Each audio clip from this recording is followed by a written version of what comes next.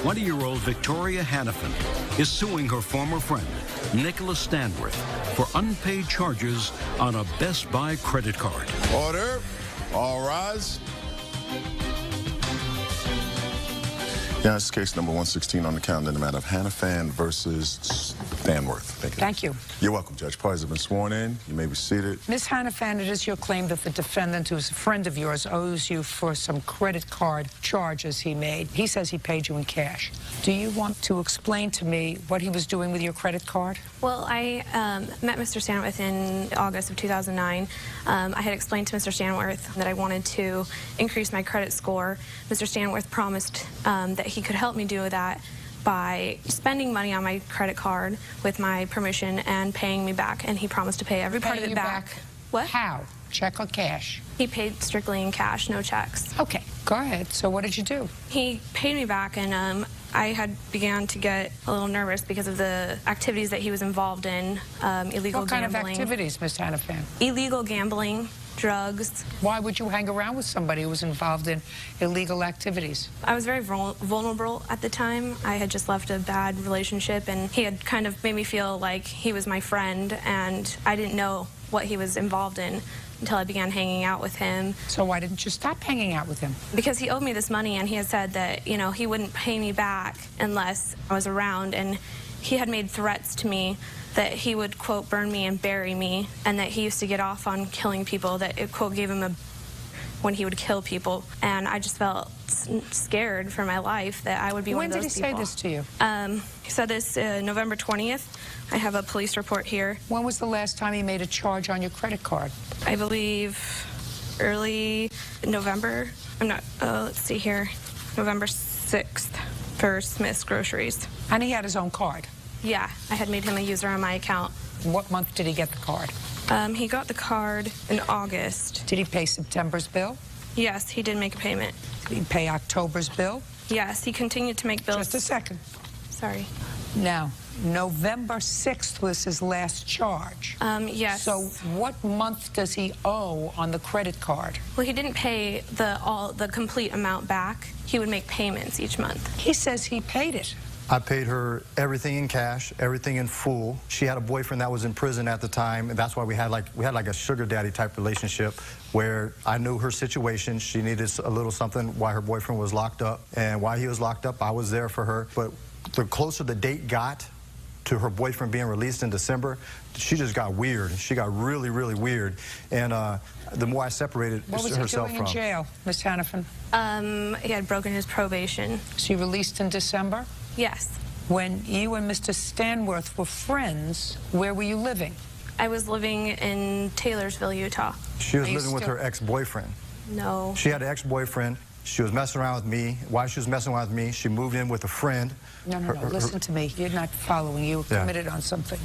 When you were friends, yes, who were you living with? Zoe, a friend, and she lived in Taylorsville, Utah. Up until when did you live with Zoe? Up until November, and then I moved into my own apartment. When you moved into your own apartment after December, who did you live with?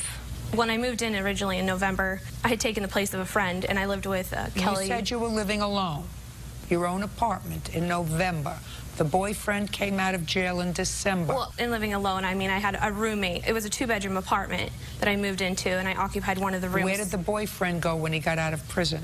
He moved into Zoe's apartment and occupied the room that I used to have. So you have or have not been living in the same complex as the old boyfriend? No, I don't.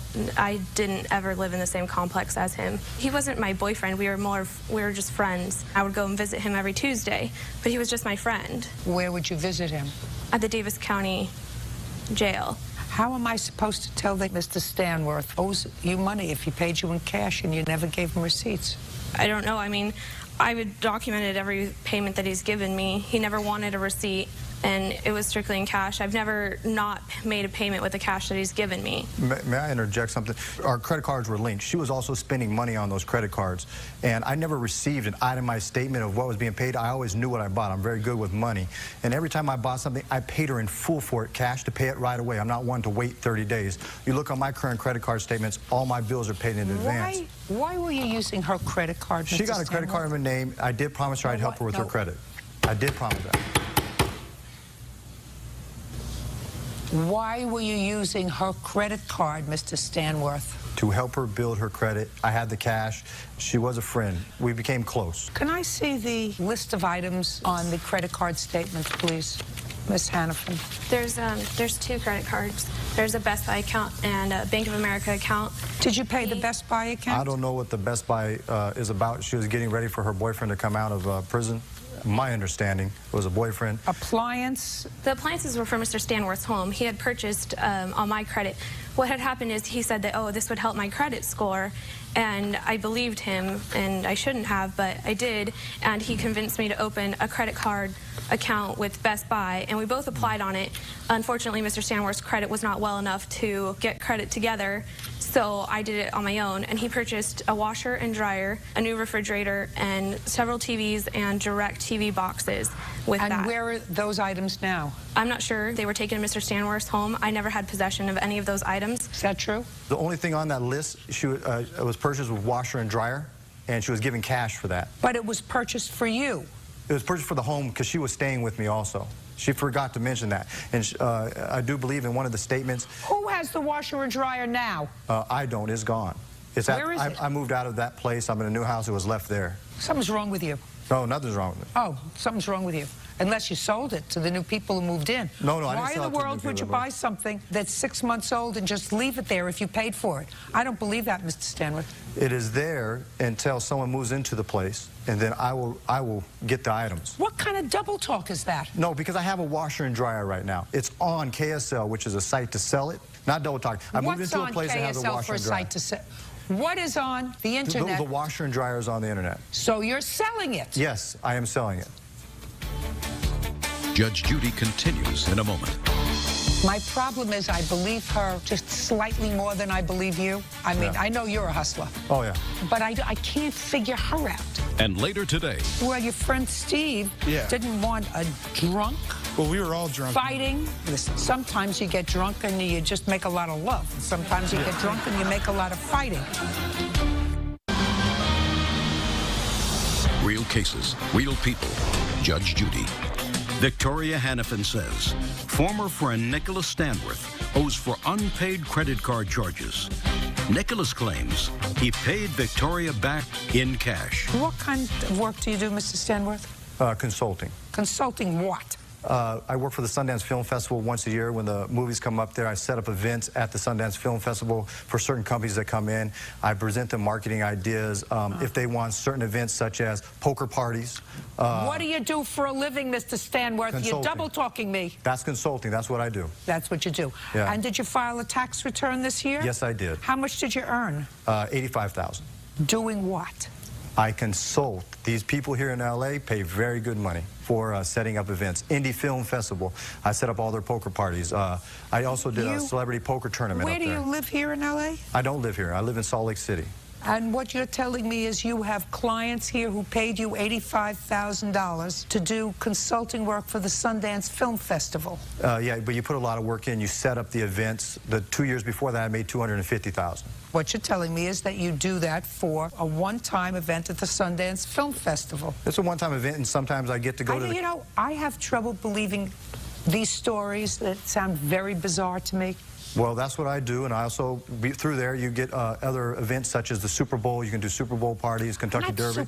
Not can do. I didn't ask you what you can do. I asked you what you do. And that's what I do, Sundance Film Festival, and I do other things. I set up parties for other people. Bert, you're following this. I'm hearing it. Yeah. That's right. All right. It's work. It's work, and you know what? People pay well to have a good time, and, you know, sometimes you do charity events, sometimes you do other things, but it's work. Ever gamble? Yes, I do. What kind of gambling? World Series of Poker is going on right now. I'm here missing it. It's in Vegas for a month. What other kind of gambling? Pretty much poker. I bet on sports. Did well on the Lakers, beating the Jazz this year. No, did quite well. I was in Vegas for that. Won a lot of money. The Jazz were favored. Lakers were a better team. That way you'd have a lot of cash. Yes, I do, and I deal Now, in cash. You have a debit card, Yes. which means that you have a bank account. Yes, I have 4 accounts. And when you have a bank account, you have checks. No, I actually do not have checks. Only for my NMP consulting. Only my consulting business. How old are you? 32. Why wouldn't a 32-year-old man who earned $250,000 the year before and $85,000 this year have checks and instead keep all of his money in cash and pay his bills in cash?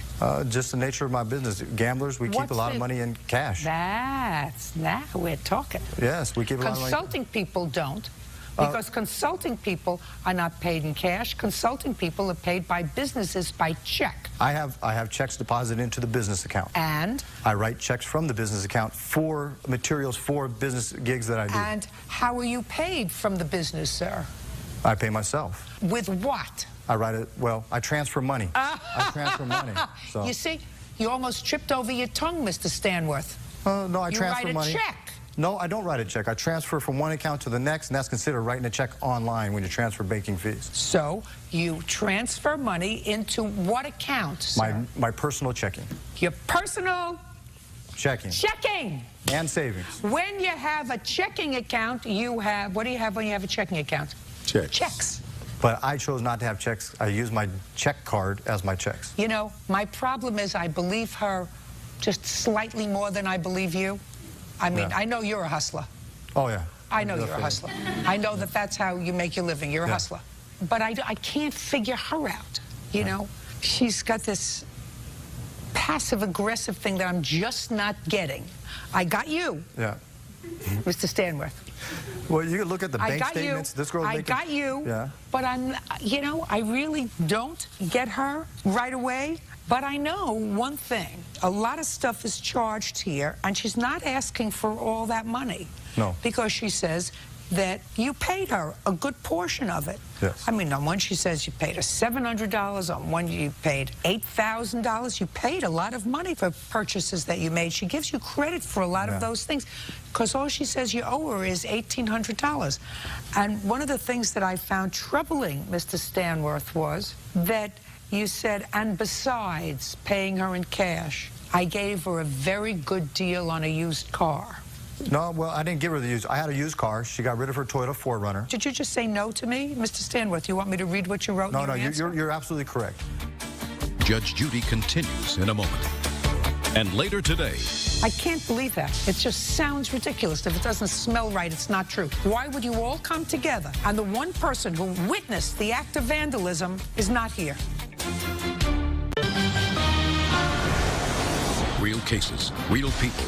Judge Judy. Victoria Hannafin says former friend Nicholas Stanworth owes for unpaid credit card charges. Nicholas claims he paid Victoria back in cash. Okay, you still have the car? I still have the car, but the car was never Mr. Stanworth's. He drove it, but it was his brother-in-law, Brady. And I purchased it from Mr. Brady, not Mr. Stanworth. How much did you pay for it? I believe somewhere around $8,000, but I didn't purchase it from Mr. Stanworth. I purchased it I had the car for 3 years. Brady. Whose car was it? My brother-in-law's. I had for 3 years. He didn't want it. Because you can't have a car in your own name. I own 3 cars in my own name. Really? Yes, I have a 61 Lincoln Continental I'm restoring right now. I have a Nissan 300ZX and a truck. And how do you pay for the insurance on those? Cash. Mr. Stanworth, you're a hustler. And you owe her $1,800. Judgment for the plaintiff, that's all. Parties are excused. You may step out. I told the truth. There's nothing for me to hide. And she just got a free $1,800. I'm not happy about it. I was in a bad spot emotionally, and so he kind of filled that void. It was a sugar daddy type relationship. I was all alone out there, so he took advantage of that. Just deal in cash. No credit cards. Never trust anyone, and make sure you get a receipt and don't deal in cash. Rickard is suing fellow partygoer, 26-year-old Jesse McCandless, for kicking his truck in a drunken rage. Mr. McCandless, why don't you tell me what happened on June 13th? Okay. Me and my date for the night, we decided to go to a party over at my friend Steve Cohn's house. My date and I. My date and I, I'm sorry, ma'am. Better. Okay, thank you. We decided to go to a party at my friend's house when we were outside arguing after we'd been drinking for a while. Who was outside arguing? Me and my date. You have short attention span, Mr. McCandless. What's that? Keep going. Okay. And the plaintiff over here, Mr. Willard, he decided to butt in to the argument. What were you arguing with your date about? Well, she was crazy. She has some type of bipolar disease. I'm not even sure, but basically... Was it just a date of yours, or was it somebody that you've been dating? No, just a date. This was our first date. I've just known her for maybe like 2 weeks. And so you this took was her to the first a party time and we you were went to both hang out. drinking? That's right. How long had you been drinking before you had the argument outside? A few hours. So it would be fair to say that you were in no condition to, say, drive. No, I wasn't in no condition And you're to not drive. a trained psychiatrist or psychologist, I assume, sir. So the fact that you believe that your date suffers from a mental illness is speculation on your part. Okay, yes. Right. And you were feeling no pain. Exactly, feeling Right. pretty good. So you were arguing with her outside, and the plaintiff came out to intervene. That's right. And what happened? And he basically, he told me... Don't look over there on the carpet. Look at my eyes. He got into my face, and he had told me that I had to leave. And I had told him that I wasn't going to leave. Why not? Well, I was drinking with everyone else. I was at my friend Steve's house, and... Well, your friend Steve didn't want a drunk... Well, we were all drunk. Fighting. Listen, sometimes you get drunk and you just make a lot of love. And sometimes you get drunk and you make a lot of fighting and noise, which is, I assume, why you were asked to leave, because you were making a lot of noise. Right, okay. Right? Right, I'm sorry. Okay, so he told you to leave and you said, I'm not leaving, I'm drinking. Right. Go ahead. Okay, and then that's when Willard decided he was going to push me, and I landed into his truck. You mean this person? This person pushed you. Pushed me, and I stumbled back into his truck.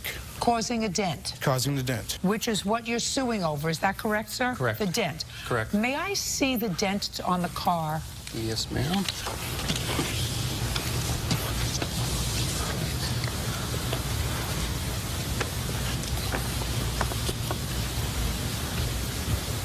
How many times do you allege, sir, that he kicked the car? I was in the house at the time. Who saw him kick the car? We didn't actually see him, ma'am. Well, who saw him kick the car? Nobody that I brought with me. Oh, well, then how am I capable of trying a case, sir, without evidence? What did you bring these people for? If there was a person who saw him kick the car outside, sit down. If there was a person who saw him kick the car outside and you didn't bring him, why would you bring other... He admitted to Steve later on. Mr. Rickert, listen to me very carefully, sir. There was a witness that saw him kick the car. Is that correct? I'm sure there was. I was inside the house at the time. Well, somebody came in and said that he kicked the car, right? Right. Do you know who that was? No, I do not. Do you know who it was? Yes, ma'am. Who? Her name's Samantha. Well, then, that could have been easily transmitted to you, sir. And I don't understand why Samantha didn't come in to court today to testify that she saw him kick the car. Judge Judy continues in a moment. Want justice? Go to judgejudy.com or call 1-888-800-JUDY. Okay, I just have a few questions for you. When did you tell the plaintiff that Samantha witnessed him kicking the car? I don't believe I told the plaintiff that Samantha Why would you travel all the way here and not tell the plaintiff that there was a witness to the incident? I don't believe that. I can't believe that. It just sounds ridiculous. If it doesn't smell right, it's not true. Why would you all come together and the one person who witnessed the act of vandalism is not here? Your Honor, he's had contact with my insurance agent, and he admitted on the phone to my insurance agent and Steve here. Just a second. I'm not hearing that. That's hearsay. I have letters from my insurance agent. That's hearsay, sir. Letters are hearsay. I don't understand why you have a witness and you didn't bring that witness. Goodbye. Case is dismissed. Parties are excused. You may step out. Judge Judy continues in a moment. And on the next Judge Judy, Mark Davis is suing the mother of his son, Crystal Poindexter, for an unpaid loan to pay her rent. Crystal claims Mark offered to give her the money. All rise.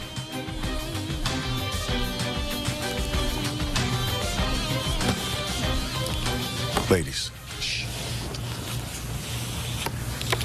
Yeah, it's case number 115 on the calendar, the matter of Davis versus Poindexter. Thank you. You're welcome, Judge. Parties have been sworn in. You may be seated. Folks, have a seat. Mr. Davis, you and the defendant have a child together, a grown child. I assume that's you. Is that correct? Yes. And how many children do you have? 2. How old are they? He's 25, my daughter's 15. Now, Mr. Davis says that he loaned you some money. You were at risk of being evicted. You've maintained a cordial relationship over the years. Would that be correct? No, it wasn't really cordial. I mean, now and then I would see her when I go see my son, and that's it. When I say cordial, cordial enough for you to know that she was in need of funds. No, because at the time she was with a man, so I think things Well, tell me, Mr. Davis, then, yes. How did this loan come about, sir? Well, she had called me up and she was talking to me about things, and then Well, if she called you up and she was talking to you, Mr. Davis, then I have to assume that your relationship was cordial. Well, yeah, okay. I mean, why do you say no? Just because a woman says something to you, your immediate reaction is no, it's wrong? No. True. Huh? I said true. Who's that lady? It's my sister. Sister's got the number. Yeah. Yeah. You learn early on at school when you play antonyms, homonyms, and synonyms. You say yes, no, black, white, day, night, rain, shine. Just because female says it doesn't mean it's always wrong, Mr. Davis. So you and the defendant had a cordial relationship. Yes. Cordial enough for you to speak to each other, and she called you up and told you she was having financial difficulty. Yes. Now, see how easy that is? Very easy. When did that happen? It happened on the 26th of December, 2009. Did you call her or did she call you? She called me. And what did she say when she called you? When she called me, I didn't know who she was at first because, you know, I haven't heard from her in a while. And she How doesn't long? have months. It's been some months. It's been some months. And she didn't have my number. My son has my number. So when she called and she said, I'm Crystal. I'm like, Crystal? Who? Crystal. Then it finally hit and she said, you know, your son's mother. So I'm like, oh. So I said, what do you want? And, you know, we were talking, and she came up 3 separate times about she's behind in her rent. So on the 3rd time, I asked her if she wanted to make a loan, and she said yes. So I said, okay, well, how much you want to borrow? She said, well, maybe about like $5,000. I said, well, then, make it light on yourself where you can pay me back. So she came up $2,000. Go ahead. And I went over there, and I got to the house. I saw my son. I gave him my envelope with money. It's all $200. How much did you give? $200. I know, my son, I gave him $200. Her daughter, who was not my child, I gave her $50. I guess I was being Mr. Santa Claus. Did your father give you $200? Yeah. He said it was a gift? Yes. Did he give your sister money? Yes. Give her $50? Yes. Great. Go ahead. Then I went to the living room and I spoke with Miss Poindexter here. And I told her, I'm giving this money and it's a loan. When am I getting my money back? She told me that I would get the money back when she gets an income tax check. The old line, I fell for it, which was supposed to be in March. And I gave her the money. I sat there for a while Where did you get the money from? I had money in a bank, and plus I had an inheritance. My grandparents had passed away, and loaned me a little. When did you get this inheritance? I think it was in November, ma'am. Did your sister get inheritance too? Yes, ma'am. How much did you get? It must have been a total of $80,000. Okay. So I went to the house, gave her the money. I stayed for a little while longer, and I left. Sometime in March, you know, I called up to find out when am I getting my money back. She said she didn't have to pay me my money. Okay. Go. When I first called him, it was to find out how his mother was doing, because I found out his mother was in the hospital. He wouldn't let my son see his mother at all. Listen to me very carefully. I want you to tell me what you said to him when you called him. Could my son see your mother in the hospital? He said no. And we started talking, and I did tell him that I was... Just a second. Did he tell you why? No, he didn't tell me why. My son told me why, that she has cancer. Okay, so he didn't go over to see you and bring you money and be a nasty man by purposely preventing your son from seeing his mother. If his mother was ill in the hospital with cancer, it's very possible she didn't want to see anybody, or he felt as if he was protecting his son from seeing his mother at that point. Whatever it was. Don't paint him to be a worse person than he is. Yes, yeah. Because you claim that he didn't contribute financially to raising his son for a very long time, which is why you don't owe him this money. Right. That's your defense. Now, I want to know the conversation that you had with him when you called him. Okay, I told him as we was talking that I was in arrears. He asked me, would you like... You were in arrears of what? Of getting evicted from my apartment. Who were you living in your apartment with? Me, my son, and my daughter. Nobody else? No. No boyfriend? No, just us three. And? And he said, what is your arrears? I told him what the arrears was. He said, well, I could give you $2,000. That's just what he said, Your Honor. Go ahead, I can give you $2,000. I could give you $2,000. And when did you tell him that you would be able to pay him back? When he started harassing me by calling me? No. On the phone, I didn't. With your income tax check? When he started harassing me over the phones and calling me. In what month was that? In March, when he started calling me. Okay, sorry. In March, when you would ordinarily get your tax return. So what did you say to him? I told him, I can't pay you back right now because I'm trying to get my situation together as far as making sure I could pay my bills. So please, I feel that you owe me because I took care of your son. And then that's when he told me, no, I want my money. I'm going to take you to court. No, matter of fact, I'm not going to take you to court. I'm going to take you to the streets. I know some people in Queens. So we went through all of that, Your Honor. He threatened my life. My daughter heard it, my son heard it. So now I'm scared because he threatened me, and now I gotta watch my back every day to see, make sure over this money. Ms. Poindexter, yes. I'm going to explain it to you very easily. Judge Judy continues in a moment. What do you do? Right now I'm not doing nothing. Did you graduate from high school? No. Oh, that would be something for you to do, at least get a GED if you're not doing anything else. Yeah, you're right. Oh, I know I'm right. And later today. What did you learn from your life class? What did you learn there? I learned a lot today. You didn't learn to pay your debts. That you didn't learn. Real cases, real people. Judge Judy. Mark Davis says the mother of his son, Crystal Poindexter, owes for a loan to pay her rent. Now, Mr. Davis should never resort to threats. Yes. And resort to what he considers street justice. Yes. Neither should you. No. Which is what you did. You borrowed this money from him because you were in arrears in your rent and you had trouble paying your bills. And then when you began to reflect on it and think about it, you said, you know what? He really wasn't a supportive father and didn't pay his fair share for 20 years. I don't owe him this money. It's unreasonable for him to ask me to pay him back this money, because that's what you say in your answer. That's what you say in your answer. That, too, is a different form of street justice. Yes, Sean. It says, listen, I didn't get what I felt was fair, so I'm going to take matters into my own hands. If you thought that he owed you money, what you do is you take him to court. Yes. But you don't borrow money if you're in a state of an emergency and then decide to change the rules because of some alleged past slight or past irresponsible behavior. Mr. Davis, what, Mr. Davis? Ms. Judge Judy, if she was so scared of me, how come on, I think it was the 26th of May, I forgot what month it was, ma'am, but what she did, she went with me to go see my mother, her and her daughter, after it was supposed to be the alleged threat, the week after. Listen to me. She went with me. Listen to me. I'm sorry, yes. I think that Ms. Poindexter is making excuses.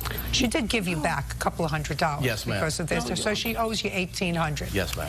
Just for my own curiosity, Mr. Davis, while your son, who looks like a very nice young man, was growing up and living with his mother, I assume, were you paying child support? Yes, ma'am. They was taking it out of my check every week. How much? I think it was $50 because I had a low-paying job. Whatever it was. Yes, ma'am. And there were no arrears built up? No, ma'am. Even if, well, if there was arrears, I caught up on it and paid it, and that was it. But there was no arrears like that, ma'am. Yes. He didn't pay child support, Your Honor, until I stopped working because my job relocated to Ohio. And I had to get on welfare. Welfare found him and made him pay child support. How old was your son? 12. Did you pay child support for the son's first 12 years? Before the public assistant contacted me, I would take my son shopping for school. No. Mr. Davis, I've been in this business for a long time. We're not talking about taking shopping. We're not talking about buying clothes. We're not talking about taking to the movies. We're not talking about those things. We're talking about what you get. I was getting money, giving money. Okay, put your hand down. What do you do? I'm just a student right now. Where do you go to school? I'm just, basically, I'm Just going up and down. I'm not really in school right now, but I'm trying. What are you doing? Right now, I'm not doing nothing. You have to do something. I work in like a little auto sound, like work with cars and things like that. Do you work enough to make some money? Nah, it's nothing on the books or nothing. I'm not like on the payroll or nothing. I just help around the shop because I know the owner of the shop and things like that. Did you graduate from high school? No. Well, that would be something for you to do. At least get a GED if you're not doing anything else. Yeah, absolutely right. Oh, I know I'm right. Judge Judy continues in a moment. And later today... When somebody tell me they're going to give it to me as a gift. She didn't say that at all. My daughter's my witness. No, Miss King, you just told me what she said. And later today... When did you purchase the car? June of 2009. And where is the car now? Sitting at my house. Why am I here?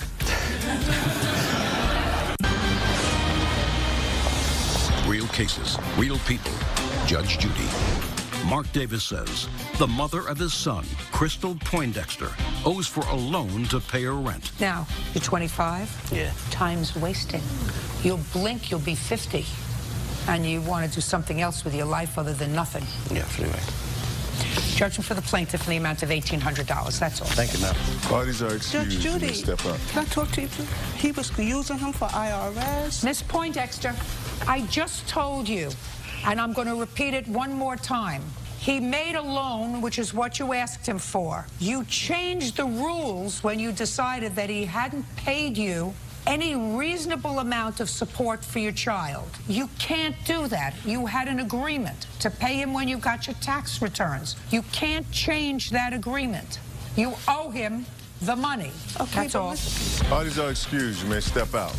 He's a deadbeat dad. He don't do nothing for my son. I tried to break things down for her, but she just didn't want to pay me back. I'm thankful for that, for he did that for me and stuff, but the way he does things, he's evil. He's conniving. I was so evil. How come I had a payment plan on her and everything? I mean... And he's no good, and that's wrong for him to be like this. To bring me to court for this. She thought I was a jerk, and that's not right. His son's mother, who takes care of his son, that he don't do nothing? Now all of a sudden she wants to flip things around. And... Because he's evil, that's why.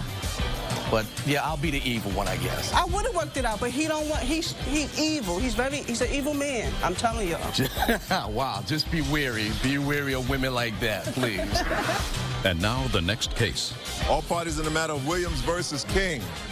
Step forward. Katina Williams is suing her sister-in-law, Yolanda King, for an unpaid loan to attend a life seminar. Miss Williams, the defendant is your sister-in-law, and you claim a loan that she has not repaid.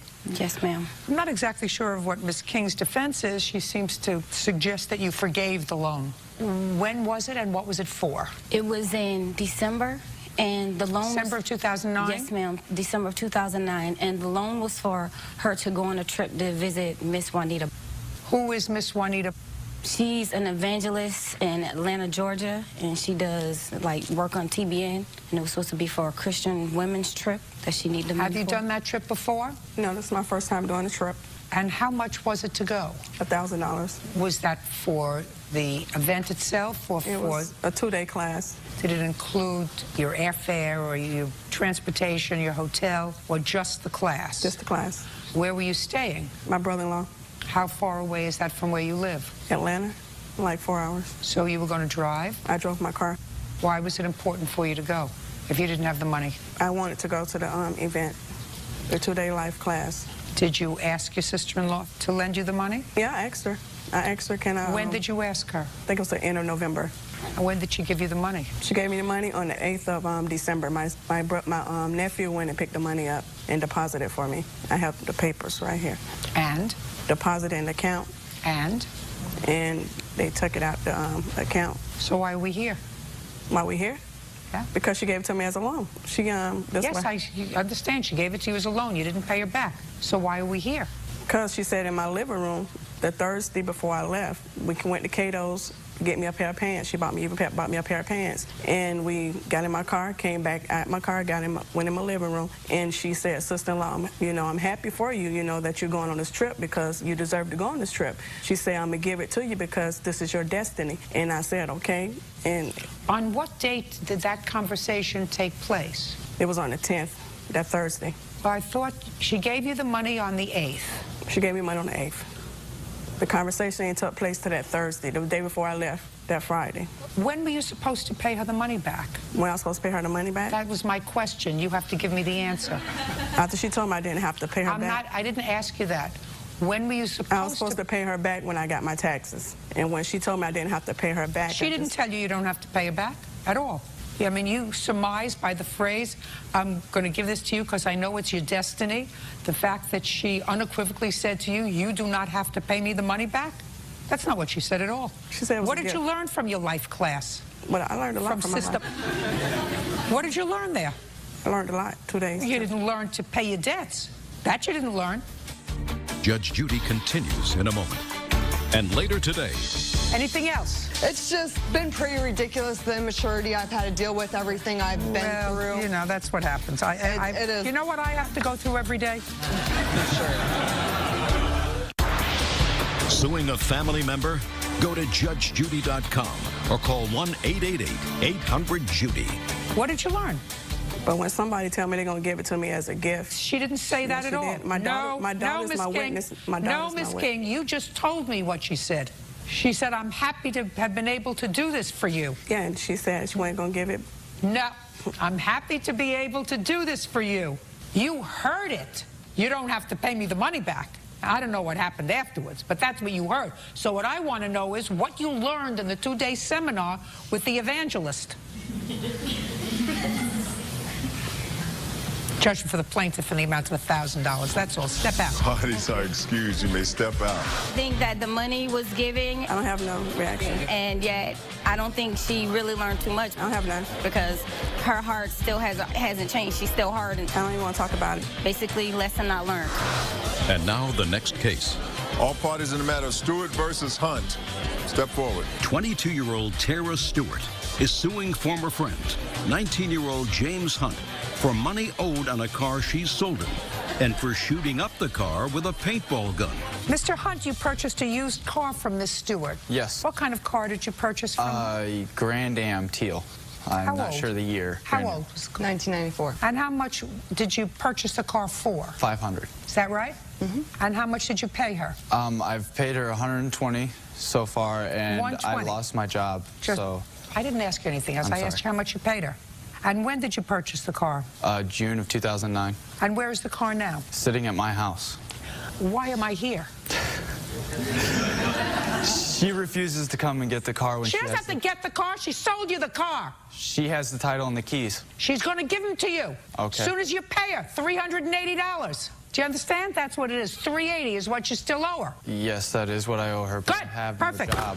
Anything else? Yeah, he slandered me on the internet quite a bit. Yeah, it's just been pretty ridiculous, the immaturity I've had to deal with, everything I've been through. You know, that's what happens. It is. You know what I have to go through every day? Hey, I'm the immature. You know what I have to go through every day? Sure. He owes you $380 for the car. Judgment for the plaintiff. That's all. Parties are excused. You may step out. Judge Judy continues in a moment. Out the back door to your right. And on the next Judge Judy, 23-year-old Larissa Wills is suing her ex-boyfriend, 25-year-old Denby Cooper, for an unpaid loan to pay off traffic tickets.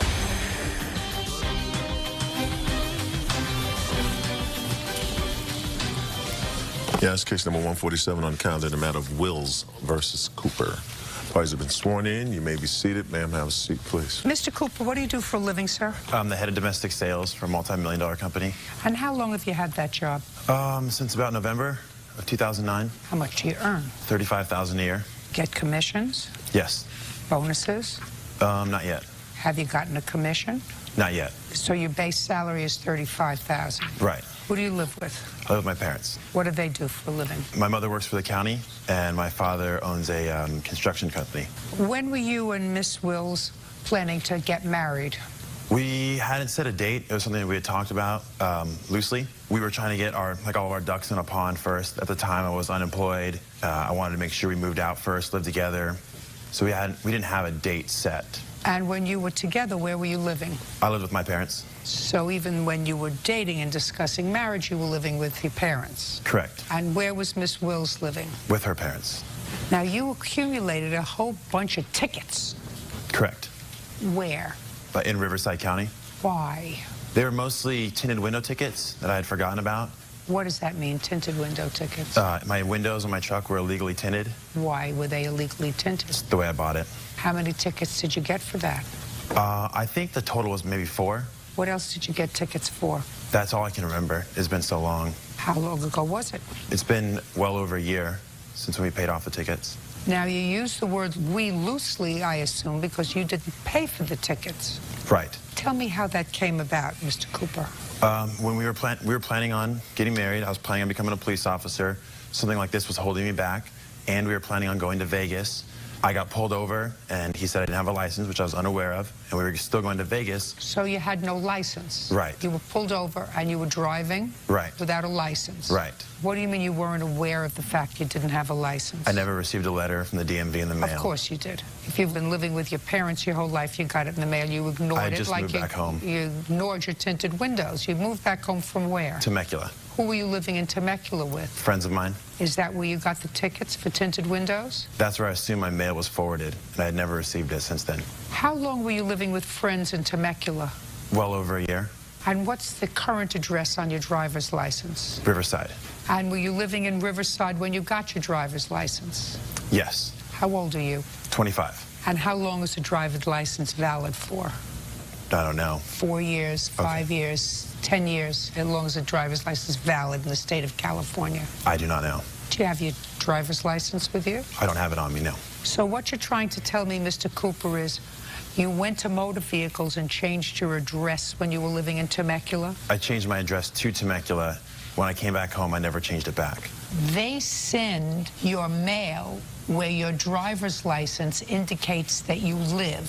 My question to you, Mr. Cooper, is, are you trying to tell me that a man who accumulates tickets for the same offense, time after time, doesn't know how long his driver's license is good for, but was a good enough citizen to go to Temecula and advise the county in Temecula that you had temporarily relocated with friends to change your address on your driver's license? I just want you to tell me that that's what you want me to believe. That's not what I'm telling you. Fine. Then your mail went to Riverside, not to Temecula. And when it went to Riverside, your parents, somebody responsible who works for the county, and your father who has his own business would have said, hey, idiot, your driver's license is suspended. You get where I'm going? I understand. Perfect. Now, let's move on with the tickets. So you were planning to be a police officer, just what we need. And this was holding you back because you were on your way to Vegas and you got pulled over and you had no driver's license. Did they impound your truck? No, I wasn't on my way to Vegas when I got pulled over. Oh, I thought you were on your way to Vegas. It was something that we had planned to do. Oh, so you weren't on your way there. No. You got pulled over in Riverside. Correct. And they said your license has been suspended because you didn't pay all these tickets. Correct. Who was in the truck with you? Nobody. So what happened to your truck? I turned around and went home. They let you drive home with no license? I was a quarter-mile from my house. They let you drive home with Correct. no license. And what did you do when you got home? Tried to figure out why I didn't have a license. And did you figure it out? I did. What did you figure? The culmination of all the tickets that I had. So you must have called somebody to find out. Did you ask your mom to help you? No. How did you find out? Went to the DMV. The DMV told me. You went yourself? Right. How did you get there? I had a friend drive me. Great. And when you got to the DMV, you found out that you had accumulated these tickets with fines. To what amount? Roughly $2,600-ish. $2,600-ish. Ish. Got it. So then what did you do? Had to find out what the tickets were for. Had to find out how to pay them off. How did you pay them off? I didn't pay them off. Well, they were paid off. Correct. How did that happen? Larissa paid them off. Tell me how that happened. Before we went to Vegas, she said that she didn't want to drive, and I was gonna set up a payment plan, but it would take too long to pay off all the tickets. So the end result would be... Which means you wouldn't have a license. Correct, which means I couldn't drive to Vegas. Go ahead. Okay, then Larissa didn't want to drive to Vegas. We were going with a group of friends, so she offered to pay them off for me. What did she say? She said... No, don't look there. Oh, I'm sorry. I'm trying to remember the best I can, too. She said something along the lines of that she had a credit card or she had money, because I don't have a credit card, and that she offered to pay them off for me. Not offered. She said something to you. She said she will pay them off for me. Okay. Now, how were you supposed to pay her back? I wasn't supposed to pay her back. That's a lie, Well, Your Honor. You were going to make a payment plan with the people in Temecula. Riverside. Or Riverside. Correct. Oh, these tickets were from Riverside. Fabulous. Good. You were going to make a payment plan with the people in Riverside, and they are strangers to you. Correct. Why wouldn't you at least make a payment plan with your girlfriend and say, listen, if you pay them off for me, I'll at least give you what I was going to pay to the county? Correct. Why didn't you stop saying correct? Why wouldn't you say that to her? I didn't need to. She offered it as a gift. That's a lie. No. Why wouldn't you say that to her? Because I didn't. Why? Because it was a gift. He did say that to me, Your Honor. Just a second. Judge Judy continues in a moment. I assumed it to be a gift. It was brought to me as a gift. I wouldn't offer to pay my grandma for a sweater for Christmas. Don't be a wise guy with me. Why didn't you ask your mother who works for the county or your father who has his own business? They said no. Because you're a bum. And later today. I want you to start to think. You didn't think you were coming to the beach today. And you knew what she was suing you for. So let's start to think and not act like a goofball. Okay, sir? Real cases, real people. Judge Judy. Larissa Wills says ex-boyfriend Denby Cooper owes for a large loan to pay off traffic tickets. Now, what I'm asking you is, why wouldn't you say that to her? Sweetheart, they're my tickets. I got them. I was wrong. I don't want you to take out money from a credit card. As it happens, she says she borrowed it from her mother's credit card and then paid her mother back. But I don't want you to be out the money. It's my fault. It's my responsibility. If you pay it off up front so that I can have a license, you know, I'll pay you and your mother back slowly. Why wouldn't a person like you do that? Because I didn't, Your Honor. Because I assumed it to be a gift. It was brought to me as a gift. I wouldn't offer to pay my grandma for a sweater for Christmas.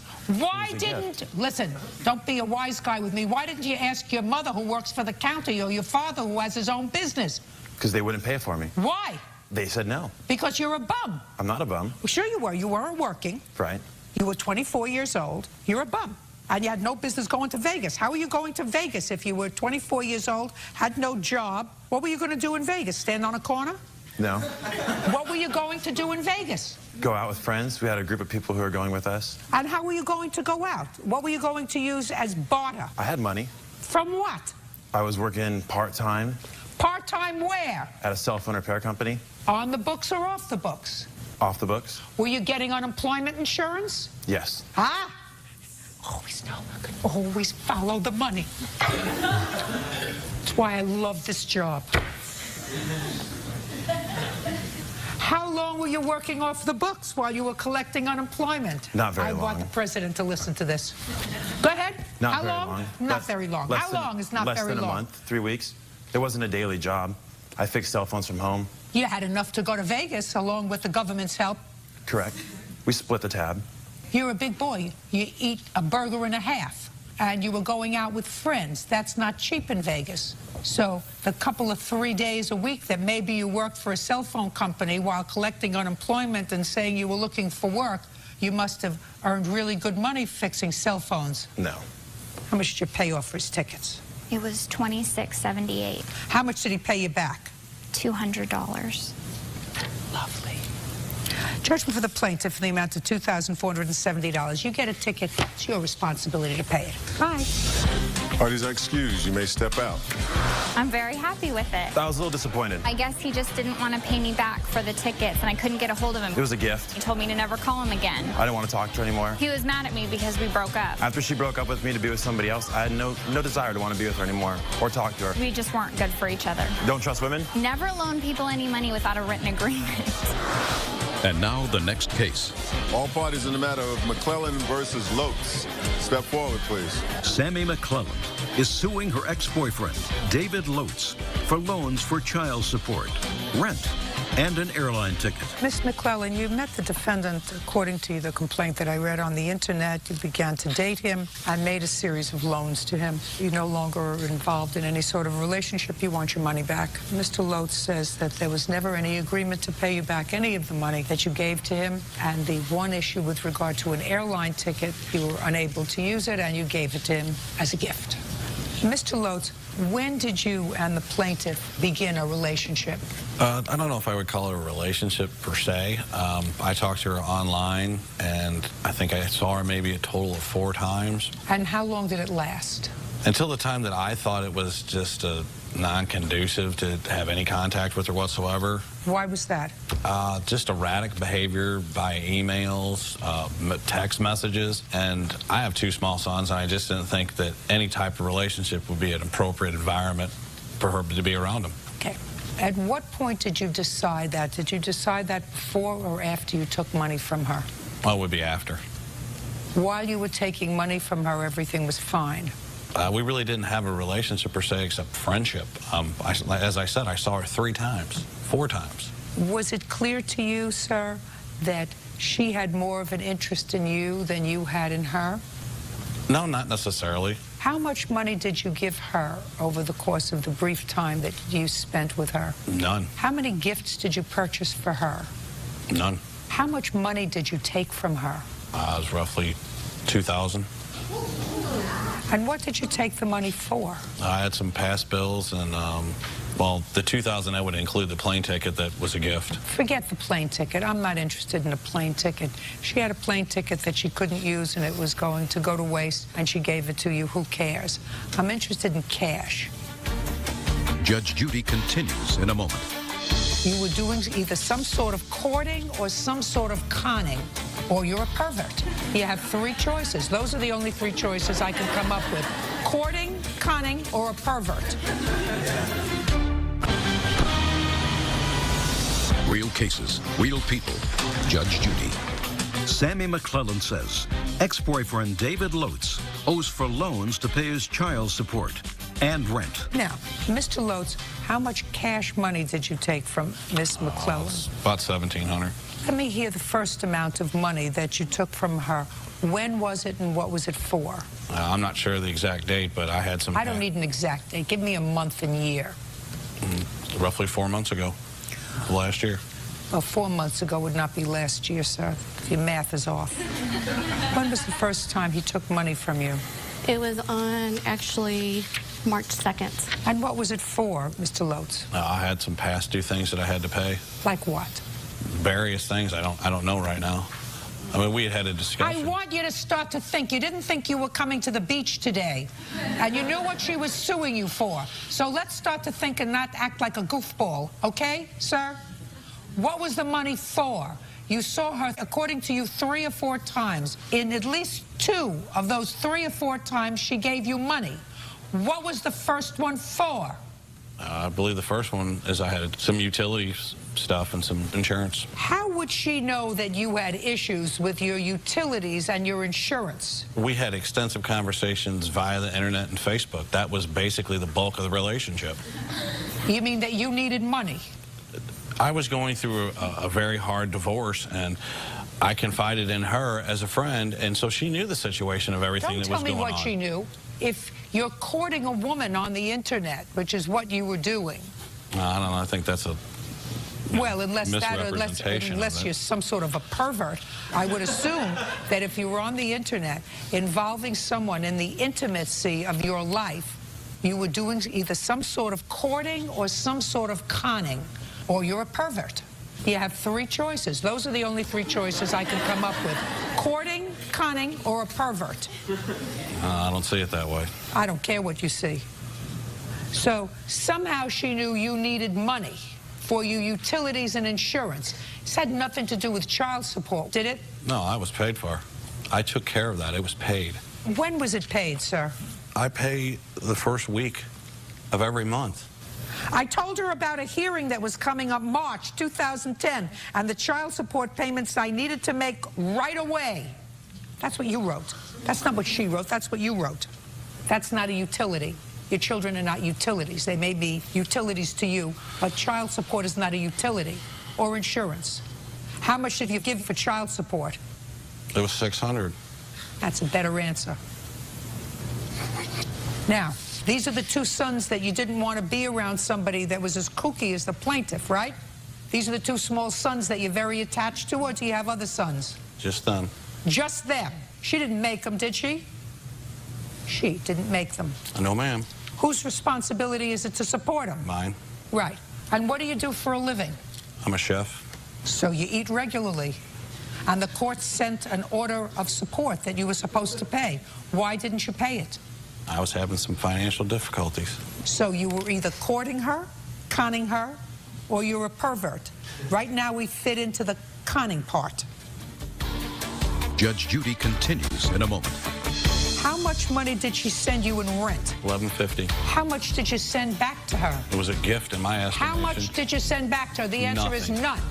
Now you know where you fit. Are you the victim of a scam? Go to judgejudy.com or call 1-888-800-JUDY. Now, $600. It's not her responsibility to support your children. What other money did you take from her, Mr. Lotz? My rent. Rent. Who did you live with? Myself. So let's see. You're not paying child support, and you didn't have any money for rent.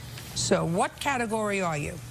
You're either courting her, conning her, or you're a pervert. How much money did she send you in rent? $11.50. How much did you send back to her? You know, it was a gift in my estimation. How much did you send back to her? The answer is none. Now, in what month did she give you the $11.50 for rent? It was March. So in March, she gave you money for child support and rent. To be honest, I don't remember. Is that right? Yes, ma'am. Now, at what point did you believe that she was a threat to your two children? What month was that? It would have been in June. Did you see her in April? No, it was. No, I'm sorry, it was May. I'm sorry, Your Honor, it was May. Everybody fits into one of those categories on the internet. Now you know where you fit. Judgment for the plaintiff in the amount of $17.50. That's all. Thank you. Parties are excused. You may step out. Judge Judy continues in a moment. And on the next Judge Judy, 24-year-old Shelley Stevens is suing her ex-boyfriend, Jason Halstead, for bail money, loans, and damaged property. Order. All rise.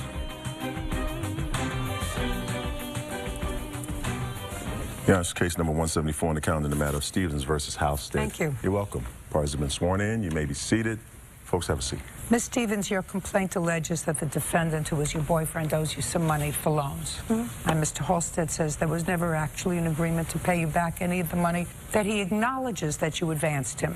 He said that they were gifts, he needed some cash, and you were going to be a couple, and you were more than happy to be generous when he needed it. Is that right? That's correct. What kind of work do you do, Mr. Halstead? I've been a network engineer for 11 years in the computer field. What kind of income do you have? Make 80 grand a year on top of commission. You've been working for the same company for 11 years? No. How long have you been working for your current company? Current company, I've been employed with them since February 22nd of 2010. And when did you and Ms. Stevens start a relationship? We started the relationship, met on February 14th. Of 2010. And you started this new job on February 22nd? Correct. So you started it a week later? Correct. Now, what was the first loan you gave him? Within the first couple of weeks, I got him loans for $1,613.35. For what?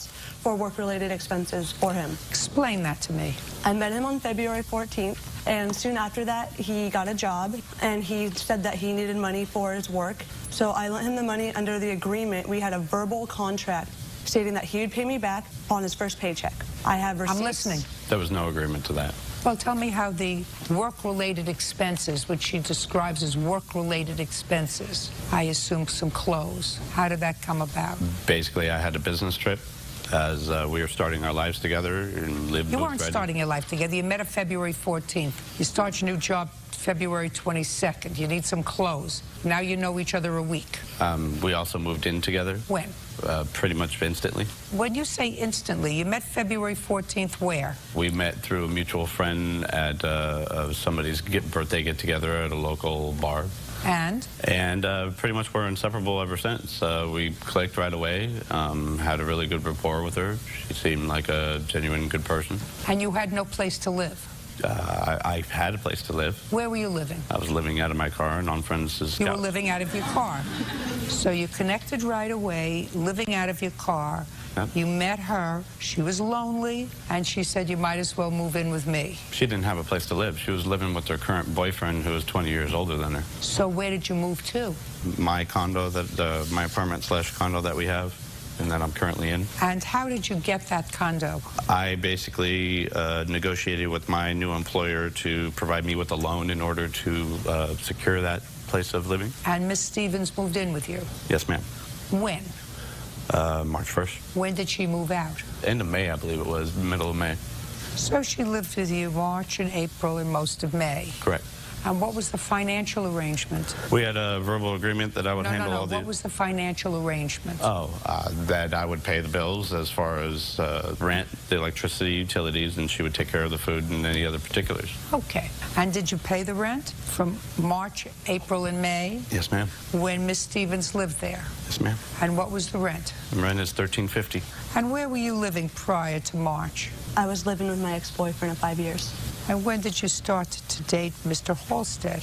On February 14th. When did you move out of the boyfriend's house? A couple days later. What kind of work do you do? I'm a special ed teacher. And when you moved out of the boyfriend's house, where did you move to? I moved to my mom's house for a while first. For how long? For a couple weeks, until he got the condo. No. And then you moved in with him? Correct. Go. That's incorrect. She basically moved directly out of his place, in with me, had me stay with her mom for a couple days while we were waiting for the condo to be cleaned out and closed. So you stayed with her mother with her? Right. Okay. There was no separation period between her and her ex. And well, when she was staying with her mom. Well, with me. With you. Right. Well, that's a separation period. Okay. So you didn't pay anything in rent as a special ed teacher March, April, and May. Correct. Okay. Got it. So when we talked about the verbal agreement for the work-related expenses, my witness here was here when she heard Jason agree that he would promise that he would pay me back for all the work-related expenses listed here. I have receipts and credit card statements paid for my credit card made out in his name. What kind of expenses did you have March, April, and May? Gas, food, everything for us to survive on. I'm buying a home right now, so I had to put a large sum down for my deposit on my home that I am about to move into.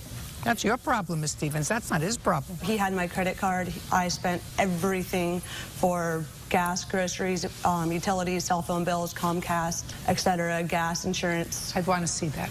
Yeah. He says there was no agreement to pay you back for work-related expenses. That's his statement. I have a witness stating that she heard that. I'm not sure about it. Here, these are a bunch of credit card statements. Do those credit card statements have on them water, Comcast? Do they have those expenses on it? I'm not sure, Your Honor. Well, take a look. That's what I want to see. Okay. They have the cell phone bill and I believe Comcast. I'm not talking about whose cell phone. I paid for both our cell phone bills, Comcast, everything. You keep saying that. I just want to see it on your credit card statement. Don't show me the whole credit card statement. Bird, give her a pencil. She's not following me. Circle. Circle. Comcast. Power. Light. Water. Yeah. I found 2 expenses on here.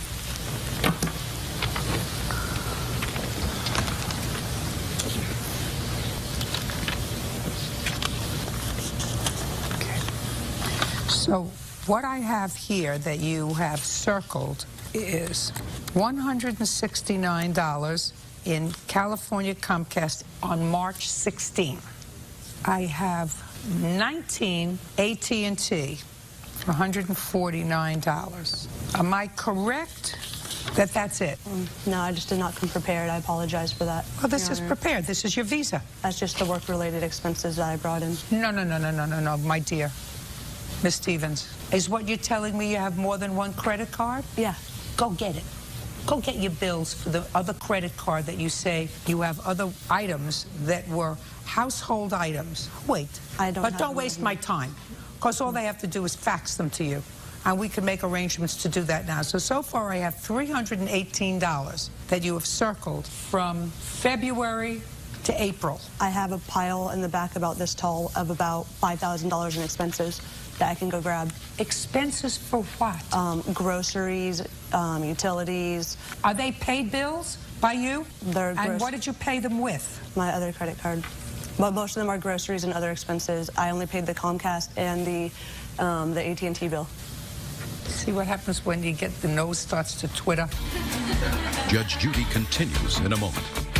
He's a con man. He's been doing this his whole life. He's a career criminal. When were you served with the restraining order? I mean, he's conned me. He's been conning people his whole life, and I can prove it with a background check. And later today. Can you do that? If not, I'm dismissing your case. Go back to your local small claims court and duke it out if some judge is idiot enough to do it. This judge is not that kind of an idiot. Real cases, real people. Judge Judy. Shelley Stevens says ex-boyfriend Jason Halstead owes for loans and for property he either damaged or refuses to return. What else do you claim he owes you money for? In March, shortly after his first paycheck, he traveled to Atlanta, Georgia to visit a friend, and he got arrested for drug-related charges, and he asked me to please bail him out. And as much as I did not want to and let him know that he still owed me money, he let me know that he would not be able to pay me back any of the money that he had promised that he would pay me back unless I sent money over. So with another agreement that he pay me back immediately upon his next paycheck, I did send the MoneyGram over. I have the receipt and the statement of the MoneyGram that I sent over to bail him out of jail so that he can pay me back. And at this time, when he came back, he was unable to pay me back with his next paycheck because he was so behind on child support from being a deadbeat father because he had been unemployed for a year and a half. He owed people money for who knows what, and people were supposedly after him for money, so he was not able to pay me back again. At this point, I got really upset, Your Honor, and that's when I went back in to get all of my items out of the house because he had not paid me back. At that time, he got physically and emotionally abusive. He threw me down. He threw my refrigerator down. I have pictures of the refrigerator that he broke. I have a police report because I felt unsafe and had to call the police as well as my stepfather to be there while I moved out all of my large items. And I have a copy of the police report if you'd like to see it. No, I wouldn't. I want to know, on April 11th, there's a charge here that says work supplies. That was from Fry's Electronics for his work. And that was part of the verbal agreement that he promised he would pay me back. Was that April 11th before or after the $400 that you sent to him? April 11th was after the $400 that I had sent him. It was on March 27th that I sent him the $400 to bail him out of jail. I'll hear you now, sir. Go. I have the contract for the loan if you need to see that from my employer. I don't have to see it. I believe that she paid $300 towards the expenses of running the house for the 3 months that she lived there. Basically, I've lost my job as a result of filing a restraining order against her. She has a firearm that she has not submitted yet to. That's not true, Your Honor. When you filed a restraining order against her, was that restraining order granted? Yes, it was. I'd like to see it. Here is the first one, which was filed on... No, I don't want to see the first one. I want to see the one that was granted. He's been doing this his whole life. He's a career criminal. I have a 5-page criminal background check on him. I mean, he's conned me. He's been conning people his whole life, and I can prove it with a background check. When were you served with the restraining order? On June 15th, which is the date that he promised he would pay me back, Your Honor. Stop with the money! Just answer my question. When were you served with the restraining order? And when was the first hearing date? It was yesterday.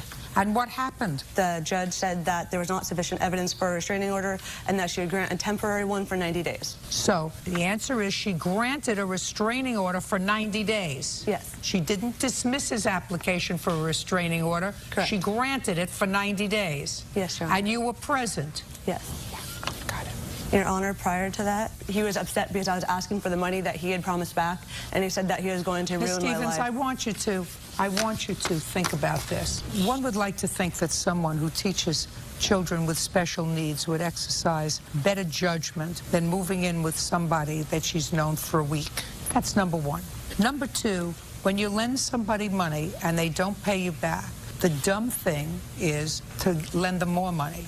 And then the dumber thing is to lend them more money after that and to allow them to continue to use your credit card. Now, that would make me feel sorry for you if you got taken in by Mr. Halstead and kept giving him money because you were crazy about him and you thought that you were going to have a life together. The thing that makes me less sympathetic towards you, Ms. Stevens, is that you really paid nothing for 3 months, which allows somebody who works for the Board of Education to save enough money, as you said, to put a down payment on a house. Judge Judy continues in a moment. And later today, do you expect courts to make a determination whether you own the vacuum cleaner? Do you actually expect a court to make that judgment? Yes. It doesn't work that way. You have to behave like grown-ups. real cases, real people. Judge Judy. Shelley Stevens says ex-boyfriend Jason Halstead owes for loans and for property he either damaged or refuses to return.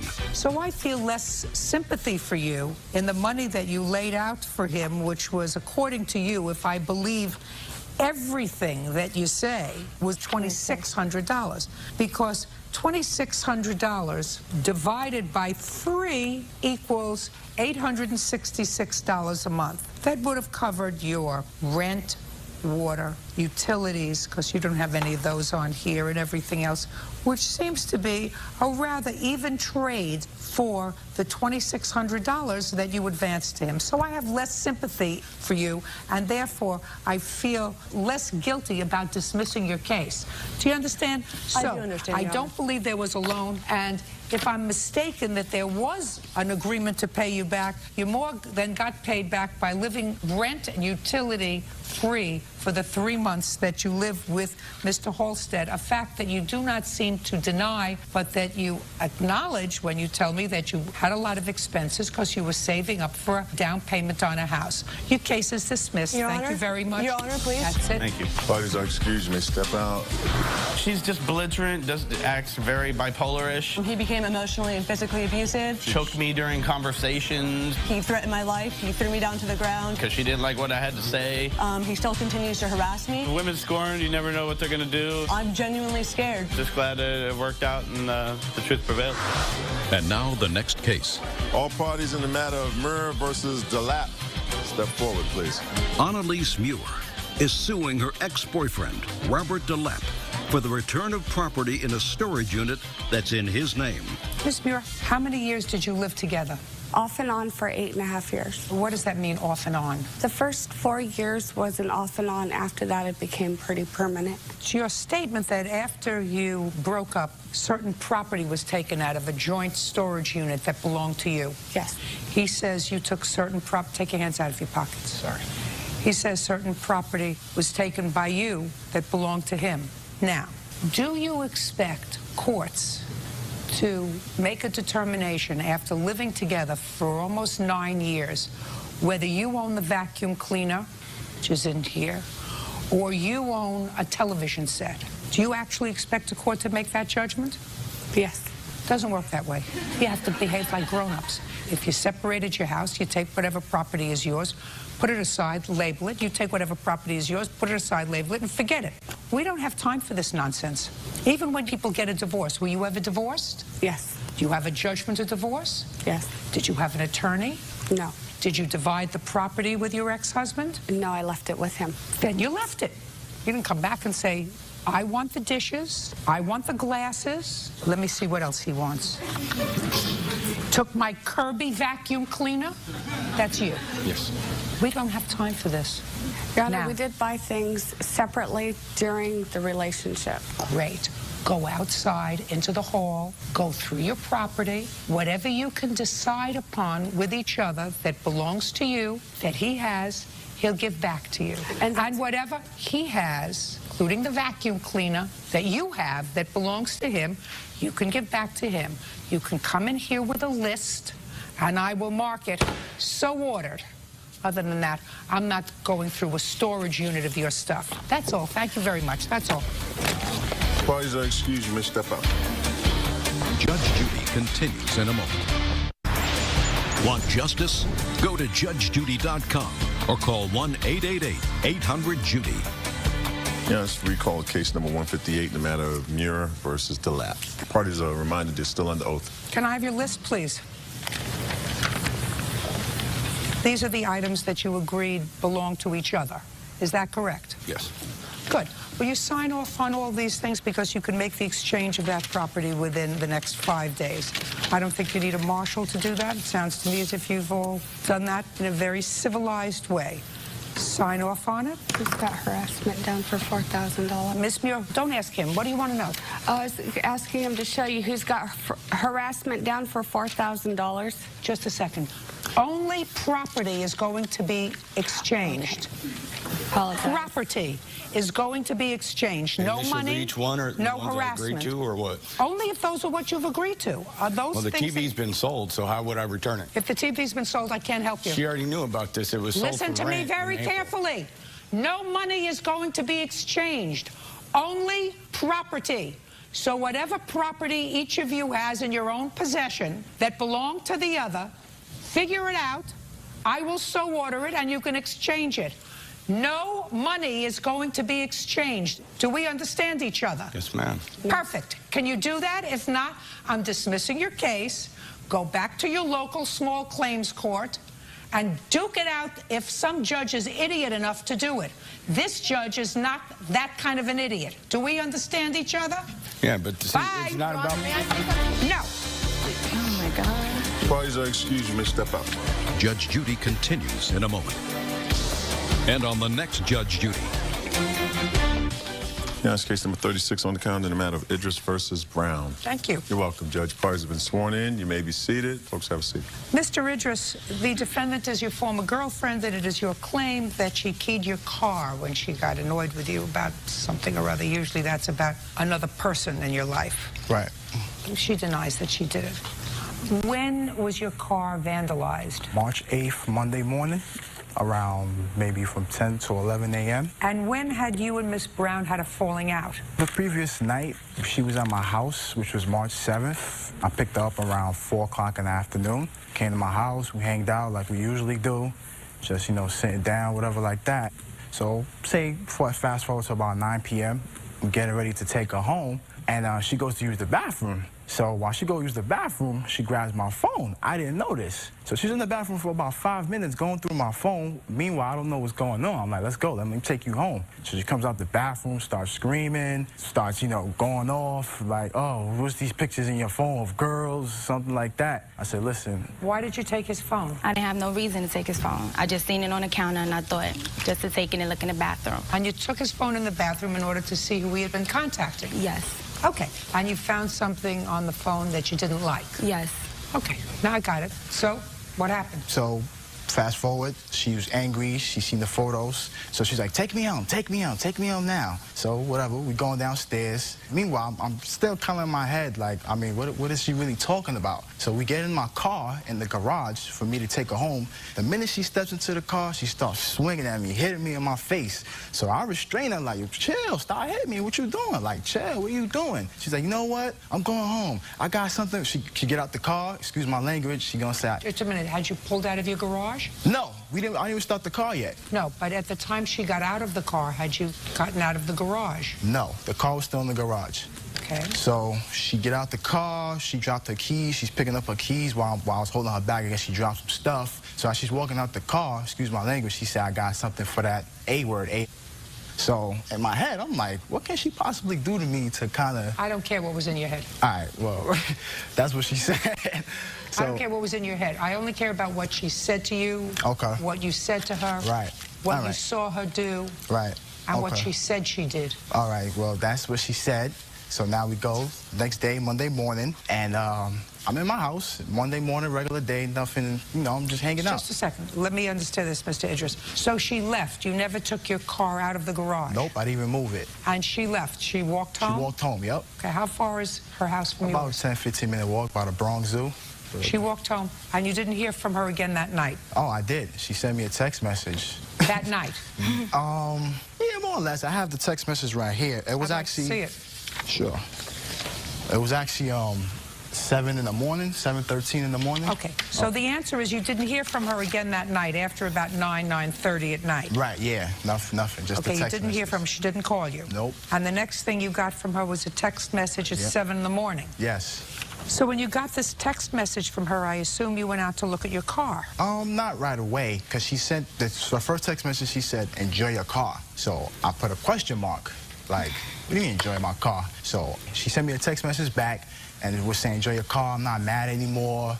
I guess she got me, whatever she did to my car. I still don't know to this point. So I see the text message. I go downstairs to see what this enjoy your car means. I go downstairs, I see the car is keyed. So I'm looking like, oh, man, Can I see the photographs? Yeah, sure.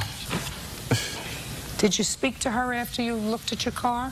I was text messaging her saying, you know what, I'm about to file a lawsuit, you about to get arrested for this. Well, so do you have those text messages? Sure. Right there.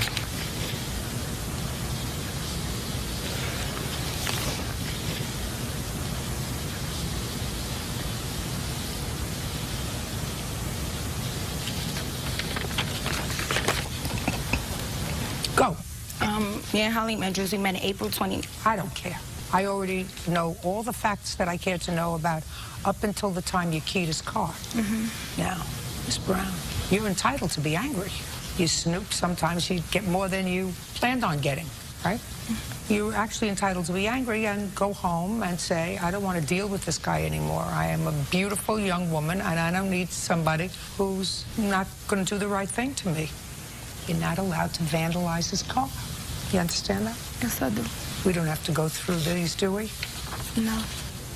Can I see the estimate to have your car painted?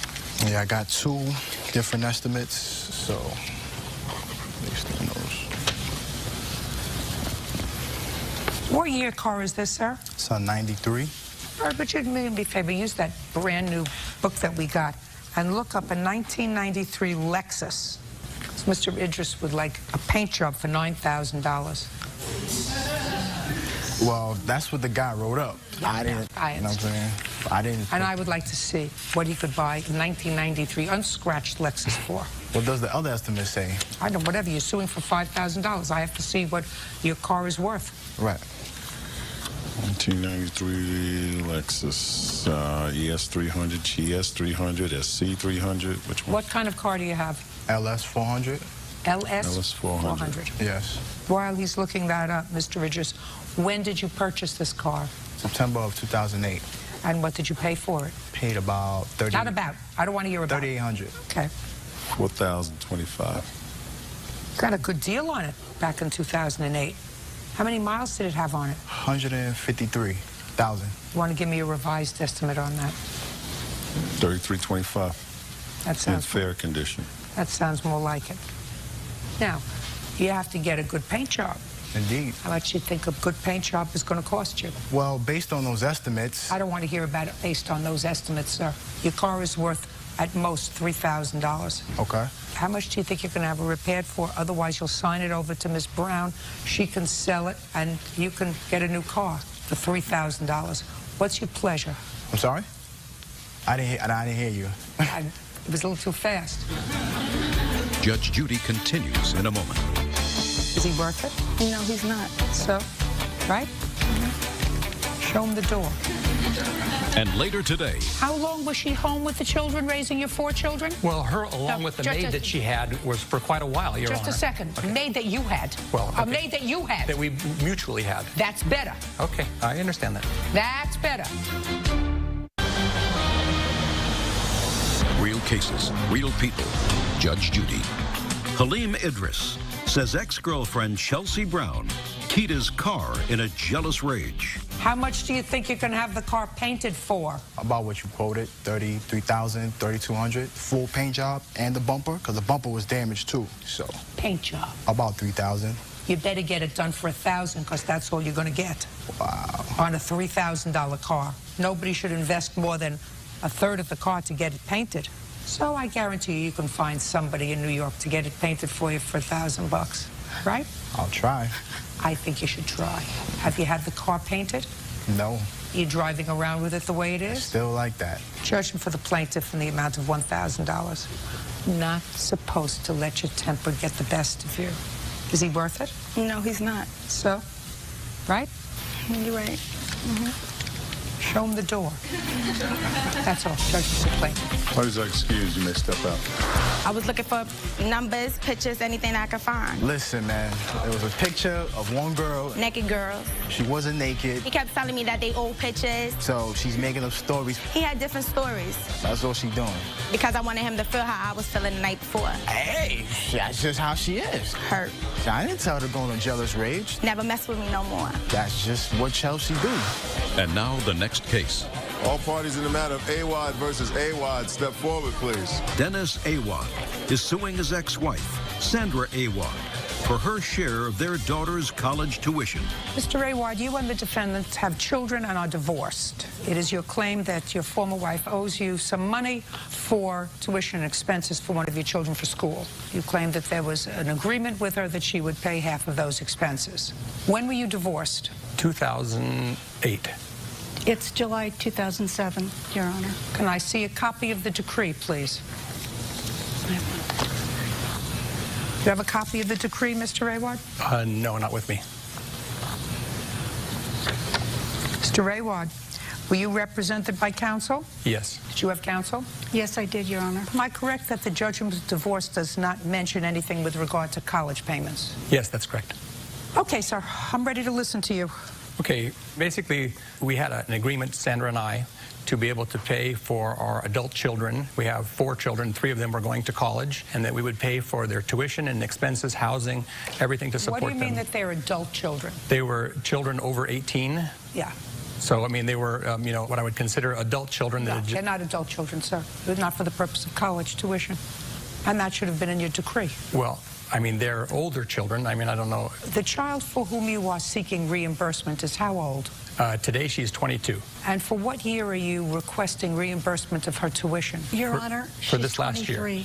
What? For this last year. What is she still doing in school at age 23? She is trying to get her master's degree in 5 years, and she just actually had been able to achieve that this last month. So she's finished, almost finished with her degree. Tell me when you made this arrangement with your former wife about paying tuition. This arrangement was made over a period of time. No. Listen, Mr. Awad, when did you make this arrangement with your wife, this contract, not arrangement, contract with your wife to pay for your half of your children's tuition? It was made when she started to go to school, which would have been, I guess, probably 2006. But we continued at each time. We would have to renew the tuition. We would have to go ahead and get sometimes loans to be able to provide for her schooling. That's a voluntary payment, sir. Let me read to you what your decree says. This judgment is intended to be final, complete, and exclusive of the intent of the parties over the matter it covers. It supersedes any previous, contemporaneous, oral or written judgment between the parties with respect to these matters. So anything that happened prior to the date that this was filed, which is July 26, 2007, is superseded by this. Now, this could have contemplated what you say, that the parties agree, despite the fact that you may have a child who's 35 years old and still wants to go to school. You think if your daughter was 35 and still wanted to go to school to get a PhD, that your former wife would be responsible for half? Not necessarily, but in this circumstance, Your Honor, she did agree after the divorce to continue to pay for half of the expenses of her child. Tell me when, sir. Judge Judy continues in a moment.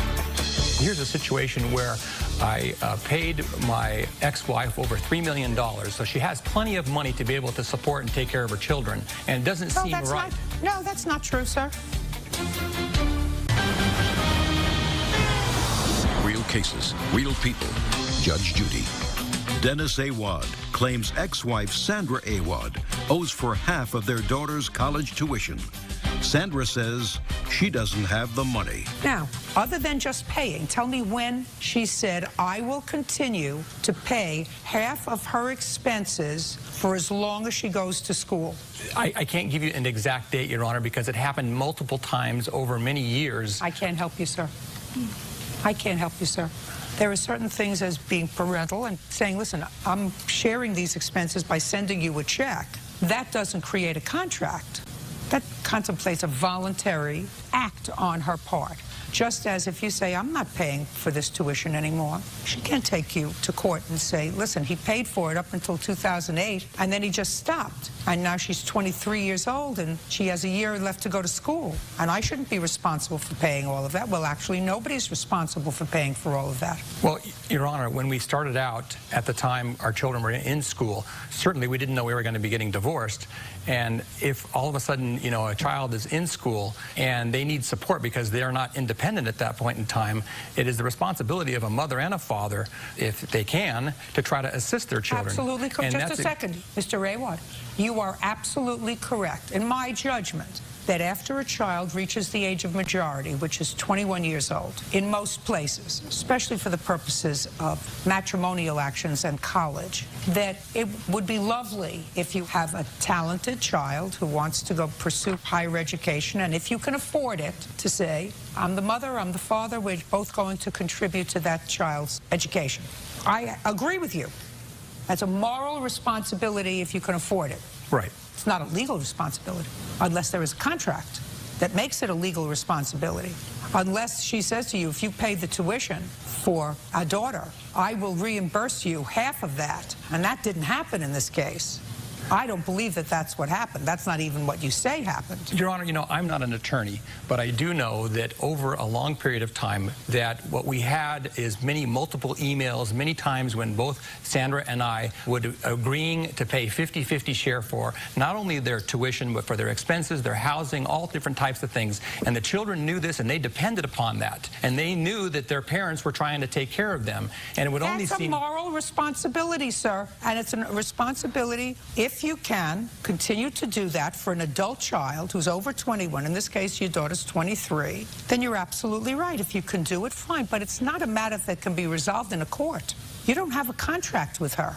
If your daughter wants to continue to attend school and you can afford it, and your former wife feels as if she can't afford to pay for her continued education anymore, let your daughter take out loans and pay them back when she graduates, like a lot of other people do. Yes, I understand that, Your Honor, but here's a situation where I paid my ex-wife over $3 million, so she has plenty of money to be able to support and take care of her children, and it doesn't seem right. No, that's not true, sir. Judge Judy continues in a moment. Want justice? Go to judgejudy.com or call 1-888-800-JUDY. How many children do you have? 4. What kind of work did your wife do when you were living together and raising 4 children? She was a housekeeper. She was a housekeeper for the children. I was a housewife. Just a second. For the children? She didn't work outside the home. That's correct. And you had a business? Yes. And enough of a business so that she was able to, when you divorced, have a piece of money. How long was she home with the children, raising your 4 children? Well, her, along with the maid that she had, was for quite a while, Your Honor. Just a second. Okay. Maid that you had. Well, okay. A maid that you had. That we mutually had. That's better. Okay, I understand that. That's better. Okay, I don't disagree with that. That's better. Let's say your wife got $3 million in the divorce decree. Did she get that in a lump sum? Yes. And you took that as a deduction on your tax returns as the following year? No, I don't think so. Really? Didn't have any tax benefit, and she got $3 million clean without paying any taxes on it? I don't know exactly how the tax consequences were, but... Let's say that's what she has. And all the time she was at home, she was honing no skills and not involved in a business. Let's say she invests that money, and she's fortunate enough to invest that $3 million at 4% interest, right? Right. She'd make $120,000 a year. Absolutely right. How much did you file taxes for that you earned last year? You filed taxes last year. You have a business? Yes, I do. Are you remarried? No. You filed tax returns in April? Yes. How much did you earn? About $100,000. What does that mean, about 100? I know exactly up to the quarter. Ask CBS how much I earn. To the quarter, I know. What do you mean you earn about $100,000? Your Honor, I don't know exactly how much it is. You don't have a case, Mr. Rayward. You want to continue to pay for your 23-year-old daughter's education? She wants to go for a master's. She wants to go for a doctorate. And if you can afford to pay it, fine. And if you can't, tell her, sweetheart, you have to take out loans. You're a big girl now. You're over 21. I can't do it myself. And your mother, at her stage and age in life, cannot afford to dip into her principal that she's going to have to live off for the rest of her life. How old are you? 56. Hard to retrain, especially in today's economy. Do we understand each other, sir? I understand. Perfect. Goodbye. All right, excuse me, step out. Judge Judy continues in a moment. And on the next Judge Judy. Yeah, it's case number 145 on the calendar in the matter of Birchler versus Baker. Thank you. You're welcome, Judge. Parties have been sworn in. You may be seated. Ms. Birchler, it is your claim that the defendant, who used to be your boyfriend, owes you money for a loan for bail and then a loan for some car repairs. Mr. Baker says there was never any agreement to pay you back, so there was no contract. Is that right, sir? Yes, it is. When were you arrested? February 12th, 2009. And what were you arrested for? Driving unsuspended. And I got picked up because she was on her way to work. And just a second. You were arrested for driving with a suspended... But I had a warrant. You had a warrant? Yeah. For what? For driving unsuspended. And we were on our way to... We're going to do this my way, sir. I know that it might confuse you, but I like to do things in a linear fashion. You were arrested on February 12th, 2009. 9 or 2010? Probably 10. 10. And the warrant that you were arrested on was because you had been driving without a license. That's correct. And you were supposed to appear in court? Yeah, and I missed my date. Why did you miss your date? I didn't know which day it was, and I didn't make it to it. You don't know what year it is? Yeah. So it's not surprising to me you didn't know what day it was. How long were you in jail when they arrested you on February 12th? 4.5 days. For not having a driver's license? Well, I had other warrants, too. Right. Mr. Baker, we got enough aggravation in this country. We don't feed people 3 squares a day because they were driving on a suspended license. What were your other warrants for, sir? I had 2 driving unsuspended, no insurance, and seatbelt, and then tail light, and that's it. From how many different traffic stops? 3. And you forgot all 3 dates, Mr. Baker, that you were supposed to be in court? Yeah. You must be a very, very busy man, running a very busy company. Work a lot.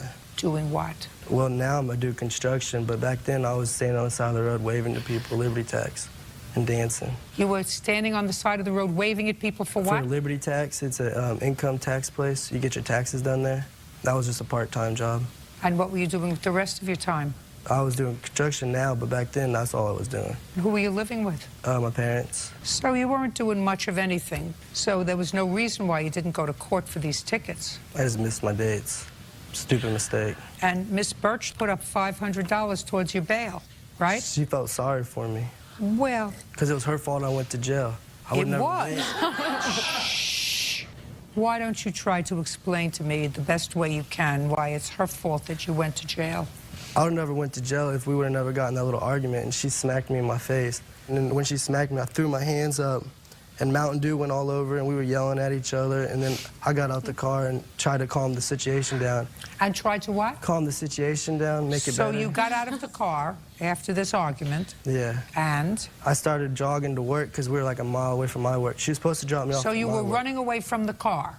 Yeah, well, I was going to my job. So you were running away from the car, and what happened? Security guard saw the whole scene and picked me up. Police picked you up? Yeah. So that's why it was her fault you got arrested and the warrants dropped on you? I would have never got arrested if we would never got in that fight. She would just drop me off my work, the whole situation would be prevented. So it's her fault? Pretty much, yeah. Whose fault is it that you skipped your court dates? That's my fault, but... Whose fault is it that you got the tickets? My fault, but... Whose fault is it that you didn't have a seatbelt on? Mine. Whose fault is it that you were driving twice with a suspended license? That'd be mine, too. Well, why does somebody else have to pay for what you did wrong? Because I wouldn't have got picked up. Where do you live? Independence. Independence, Missouri. Missouri? You think that the police in Independence are that stupid that they'd never pick you up on a warrant? They'd have to find me first. What's the motto of Missouri? Live free or die. Show me. Show me. Show me state. Show me state. The show me state. I knew it was something that I would like. Okay, she put up the bail for you? Yeah. And how did she know where you were? When I was in jail, I called my dad, and she was over at my house. He texted her to tell her that I wanted to talk to her, and she came over to my house. She came over to your house, and when you called, what did you say to her? I said hi, and she said hello. And then I asked her. Then I asked her if she would help me out, and she was like, Would help blah, you blah. out how?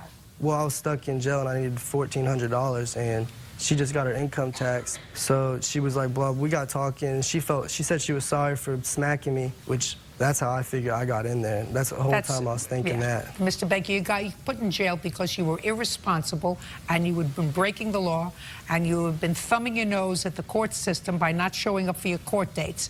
That's why you were in jail. That's not true.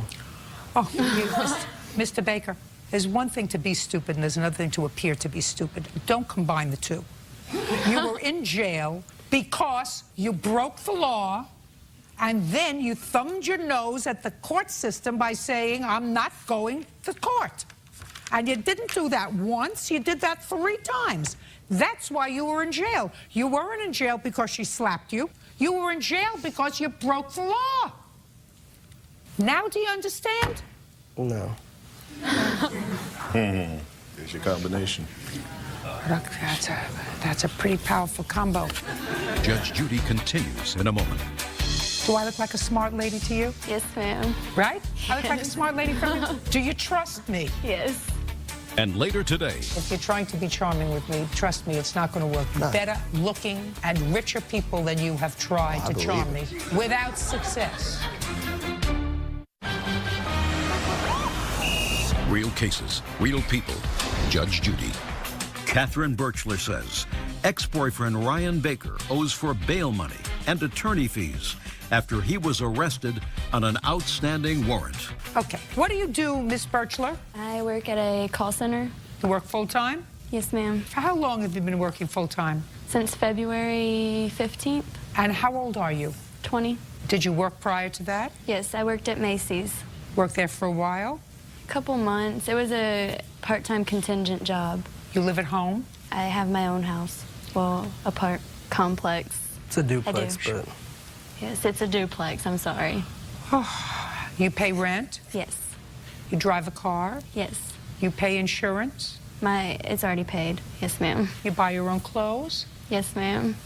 You don't need him. I understand that. Do you understand? Yes, ma'am. You're too young to be desperate. Do you know what I mean?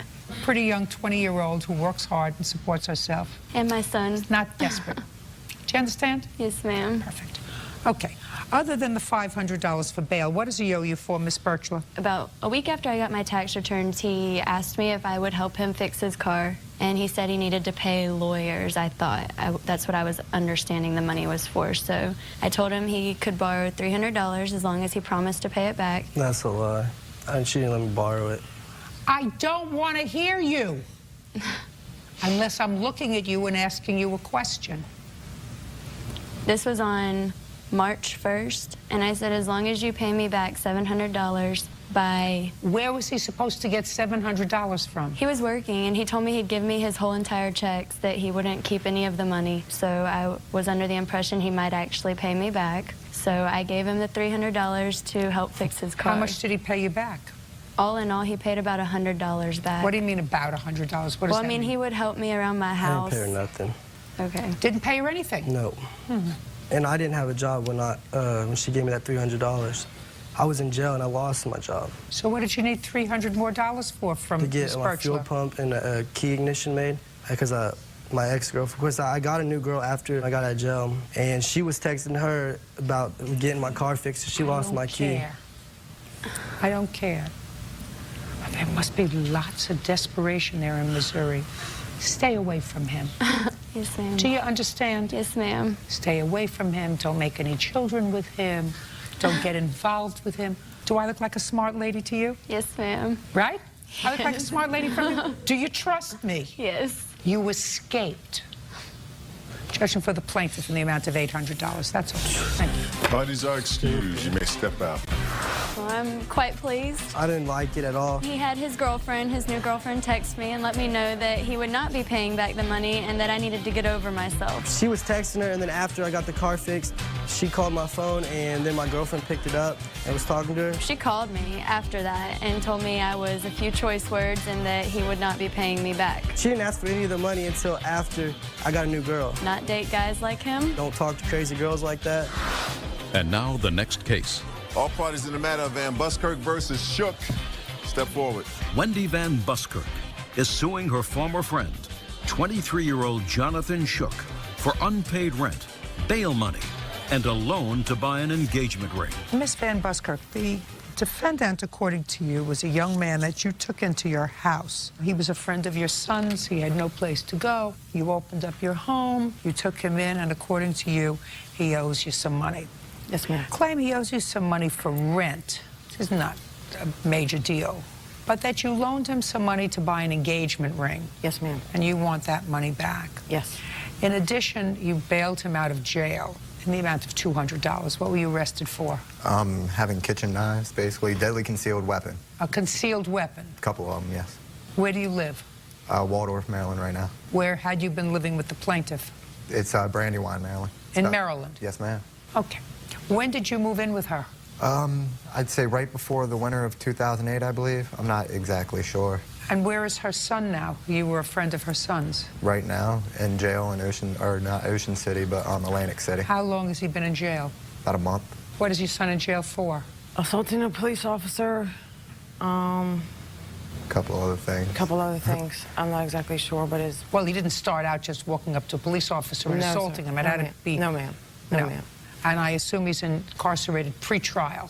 Yes. Does he have bail? Yes. How much is his bail? $1,000. Did he ask you to bail him out? Yes, he did. And why didn't you? Well, it started off at $7,800. It's been reduced to $1,000, and unfortunately, I didn't have the money at first, and I plan on getting him out this Friday. What was your rental arrangement with the plaintiff? Well, when I moved in at first, nothing. I didn't have a job. I had nothing, but it... How old are you? I'm 23 right now. How do you make a living? How do you support yourself? I detail cars right now, and I actually just got a job doing telecommunications. And what kind of work was her son doing? At the time, when I moved in, nothing at all. What did you borrow money from her for? I didn't. Did you buy your girlfriend a ring? Yes, I did. Where'd you get the money from? I paid part of it, and she said she was going to give me the rest as a gift to help me out. How much did she pay? I'm not exactly sure the exact numbers, but I paid for about half. The ring was $629.99, and the warranty for the ring was $74.99. What kind of warranty do you get on a ring? The warranty is for, you have to take in every 6 months for cleaning, replacing the diamond if it gets lost. That's some... I won't say that. I'll hear from all the jewelers if I say that that warranty is a ripoff. Oh, it is. So I don't want to hear from any jewelers out there. Don't write to me. Don't say bad things. I don't understand a $75 warranty on a ring. Judge Judy continues in a moment. What were you doing obstructing traffic? Trying to get my dog out the road at first, and then I dropped knives in the road, so I was going back to pick up knives, and then when the cops pulled up, I threw them on the road, and they still arrested me for them. I'm staying in Greenwich.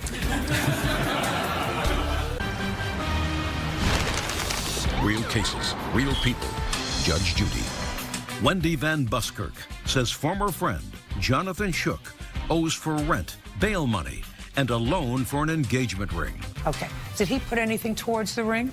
3 payments of $45, Your Honor. That's not true. I gave her like $300 up front. No, he did not. And then I made the payments of $45, and she said the rest was a gift.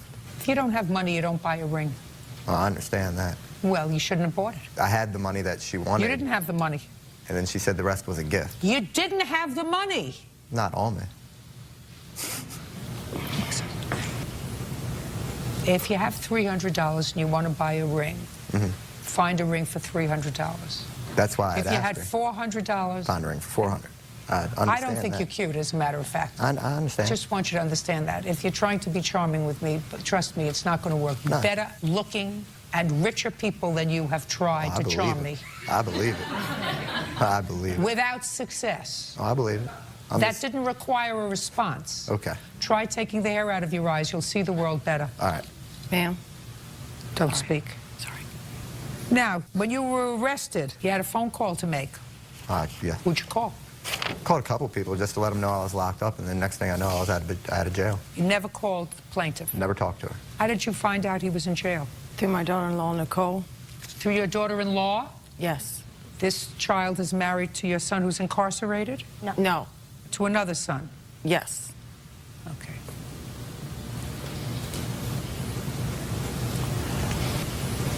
How did you find out he was in jail? I was with him when he got arrested. What were you all doing? We were walking down the side of the road trying to keep him from going inside the road. Explain that to me. Look at me when you explain it to me.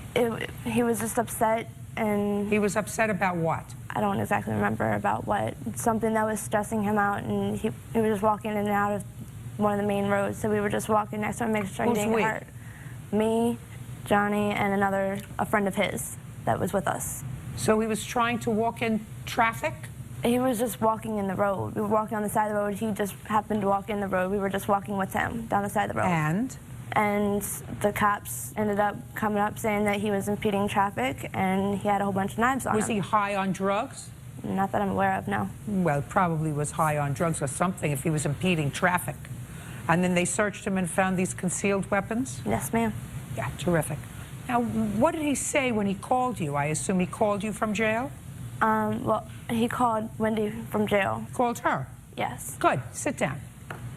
She says he called you from jail. He begged me to get him out of jail. I have a receipt for bail and the bail. How long were you in jail, Mr. Shoup? Like 8, 9 hours. Not even that long. They, well, PG County out in Maryland, they let you out the next morning, or I'd have been let out that night when they paid my bail, but I never... You used drugs, Mr. Shoup? Used to. What was your drug of choice, sir? Marijuana. What else? That's it. Were you high on the day you were arrested? Nah, I've been clean for like 3 years, 4 years now, actually. Then what were you doing obstructing traffic? Trying to get my dog out the road at first, and then I dropped knives in the road. They were in a box, and I dropped the box to go chase after the dog in the road. There you go. Once I got the dog back, I went to go get the knives out the road, and that's when the state trooper pulled up. And I was walking down the road, and he didn't lock me up that day, he locked me up the next day. It was a confusing situation, and then they dropped the charges after it all was done and over with, so it just didn't make no sense. I'm staying in Greenwich. Judge Judy continues in a moment. Have you been cheated? Go to judgejudy.com or call 1-888-800-JUDY. Okay. Did you call her and ask her to bail you out of jail? No, ma'am. I don't even know the house number to call her. You used to live there. How long did you live there? About 1.5 years, but I never used the house phone. I have a cell phone. You have 10 seconds to tell me about rent, because I'm not actually interested. Go! He paid $100 a month. Prior to moving out, he didn't pay for 3 months. When did you move out of the house? I'd say around October of last year. I just couldn't stay there no more. And she had said something about, you know, getting the couches and everything out of there, which I didn't understand. It was not my problem. You know, it's her son's bedroom, and we both brought the couches in, and why do I have to take the couches out of the room? If they were his couches, he's the one that got bought. Just give her the money for the ring and your bail. $495 for the ring and $200 for your bail. Perfect. Take your hair away from your eyes. Go to the barber. That's all. Thank you. Parties are excused. You may step out. Judge Judy continues in a moment. And on the next Judge Judy. Yes, case number 94 on the calendar in the matter of Martella versus Tafoya. Thank you. You're welcome, Judge. Parties have been sworn in. You may be seated. Sir, have a seat. Miss Martella, who is this young man? This is my son, Vance. How old is he? 18. Was he present during any of these incidents? Yes, he was. How many children do you have? 3. How old are they? My daughter, Sarah, is 20. He's 18, and my youngest is 10 months. 10 months? Yes. And how many children do you have? Ma'am, only one. The child that you have with the plaintiff? Yes, ma'am. How long did you and the plaintiff have a relationship, sir? Ma'am, about 2 months. Is that right, Miss Martella? No. How long was your relationship? About 2 years. Was it an exclusive relationship for you? Yes. And what about for you? No. How old are you? 31. And how old are you, Miss Martella? 43. This is your claim. You have a 10-month-old child who I understand that you participate with and see. You claim that during a period where he was watching the child, you came home, you smelled marijuana in the house, you had an argument with him, and he assaulted you. Subsequently, when your child was hospitalized briefly because she has certain physical disabilities, there was another confrontation at the parking lot of the hospital, and the defendant says that you actually were the violent one, that you damaged his property. So let me understand something, Miss Martella. Why would you have another child with a young man who is 12, 13 years your junior? It just happened. I never did a younger man before. He was pursuing me, and we started out as friends. He was supposed to come over and show me how to do something on my computer with eBay, and one thing led to another, and it just happened. So for the time that you knew each other, how much of that time were you just friends? I had given him my number a couple months prior to that, and he used to text me. And then after a couple of months, I answered his text, and then I was at a picnic, and he was there. And so how long did you actually date? About a year, year and a half. Well, now we're talking about from 2 years, it's down to a year. He says it was a couple of months. All right, tell me about this first incident. When was it? It was on February 2nd. I had come home from work, and when I came in the house, it smelled like marijuana, and I did get upset. We got in an argument. My son was in the living room.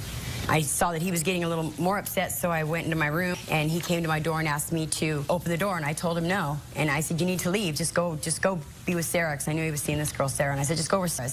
Leave me alone. I said, I'm upset. So then he goes, I'm going to kick your door in. And then that's when I heard my son come up behind him, and he said, you kick that door, I'm going to kick you. And I heard him say, okay.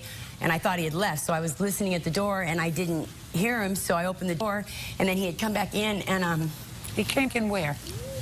Back into the house. And then we continued to fight, and he pushed me on the bed, and then he hit me in the ribs, and he saw my phone, and he thought I had some spy thing, my phone spying on his phone calls, because I knew about the girl Sarah, and he picked up my phone and he broke it. And where was your son all this time? He was in the living room at first, but then I heard him behind him saying, you kick the door, I'm going to kick you. Well, I heard that already. My question was, where was he when all this was going on? He was in oh, yeah? Stand. Your name? Vance Leia. Vance. Go. February 2nd. I was there, and Donnie had went over to my mom's bedroom. They were having a fight, and he kicked the door. Before they had a fight, who was taking care of the baby? My mother was. No, she wasn't home. She was working. Oh, sorry. Donnie was. Yes. Donnie was. And what were you doing? I was just on the couch reading my book. And he had been taking care of the baby for how long? Since my mom left for work in the morning. Did he take good care of the baby? No.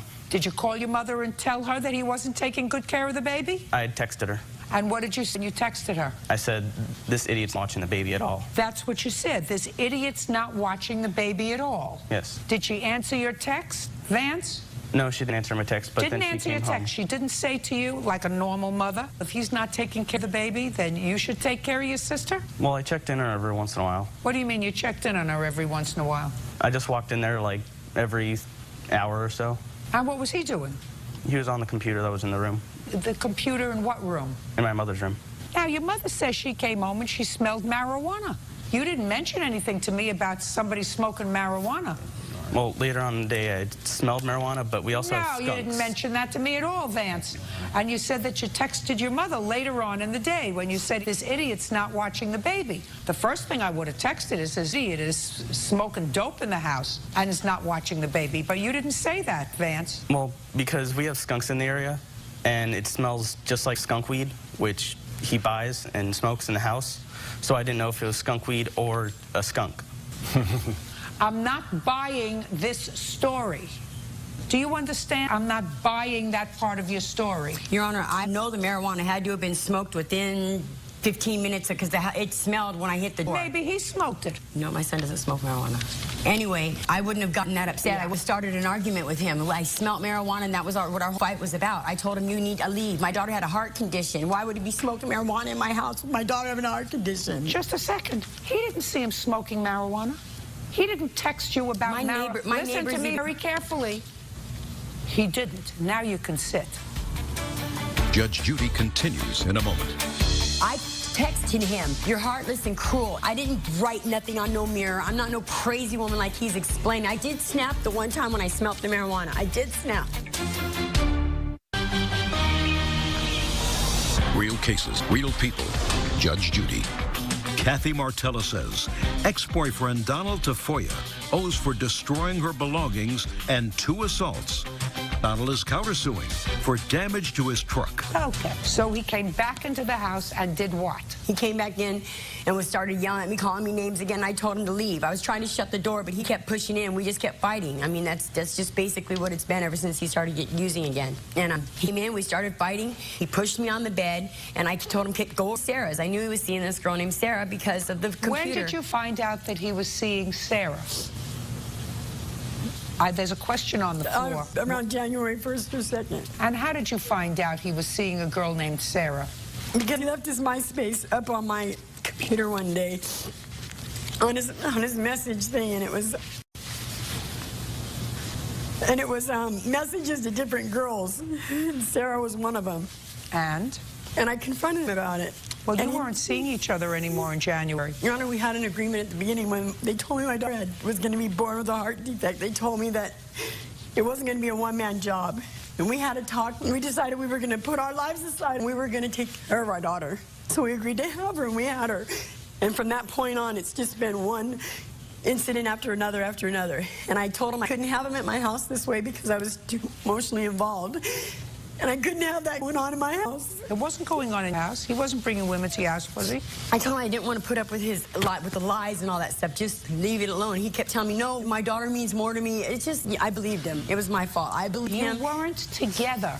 We were together. He's the one who's saying we weren't together. We were together when it was convenient for him. He's 30 years old. You're 43. You have 2 grown children. He has nobody. He may be a fool. He may be an idiot. He may be a drug addict.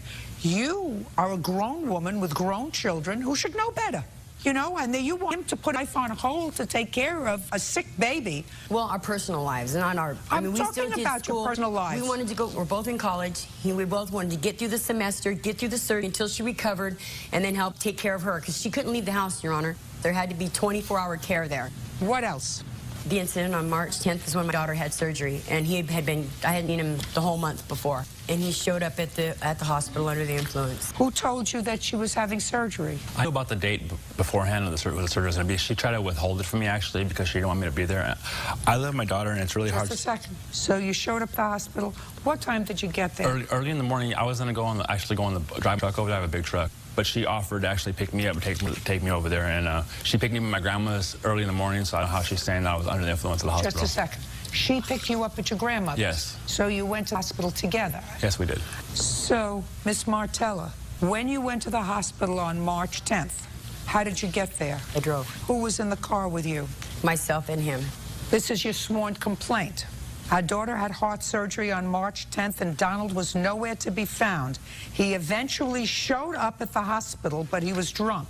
He showed up. No. You picked him up. You didn't say that. You picked him up in the morning. We were at his grandmother's house. I'm talking to you about what you wrote in your complaint. What you wrote in your complaint was he showed up at the hospital later, drunk.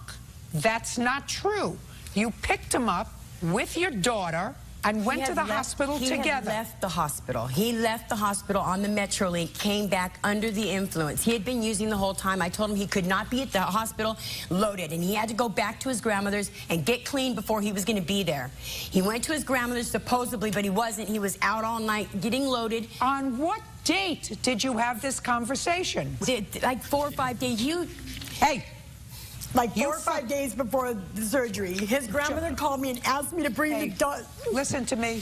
Your story, when I read your complaint, didn't make sense to me. I apologize, Your Honor. Well, it didn't make sense to me. You tell me one lie, and I don't believe the rest. I didn't tell you a lie. You did. He left the hospital. Listen to me. You didn't say he came with you, and then he left, and he came back drunk. What you said was he eventually showed up, but he showed up drunk. He was nowhere to be found. Finish your story. Okay, so we went to the hospital, and it was time for her to get released. It was March 17th, actually, because she was in there for a week. They told me what I needed to do. That she was ready to be discharged. I had to go get her prescriptions, and I had to go get the stroller. I asked him to go get the prescription while I went to get the stroller, and he said, "Go do it yourself." So I was walking down to my car to get the stroller. He's walking down behind me, calling me names. We're arguing like his MO because he wants to go take off. He didn't want to go back and take care of her. So I said, just please leave me alone. Let me just get her stuff. So I started getting her stuff. He starts pulling stuff out of the back seat, acting crazy because he was loaded. And then he started throwing my stuff across the parking lot. He kicked my purse. I went to go get my purse. He grabbed me by my ponytail and pulled me down to the ground. And that's when I started calling for security. That's not what you say in your complaint.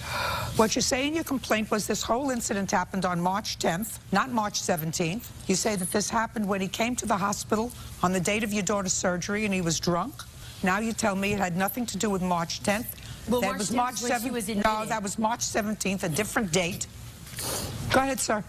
Let me hear February 2nd. To tell you the truth, ma'am, Vance wasn't even there. And if what he's saying is true... What kind of drug problem do you have? You know, I haven't done drugs for over 2 years. What kind? That's a lie. If you open your mouth again, I'm just going to dismiss your case. Judge Judy continues in a moment. I suggest that if you are not currently under some sort of psychiatric care, you get yourself there.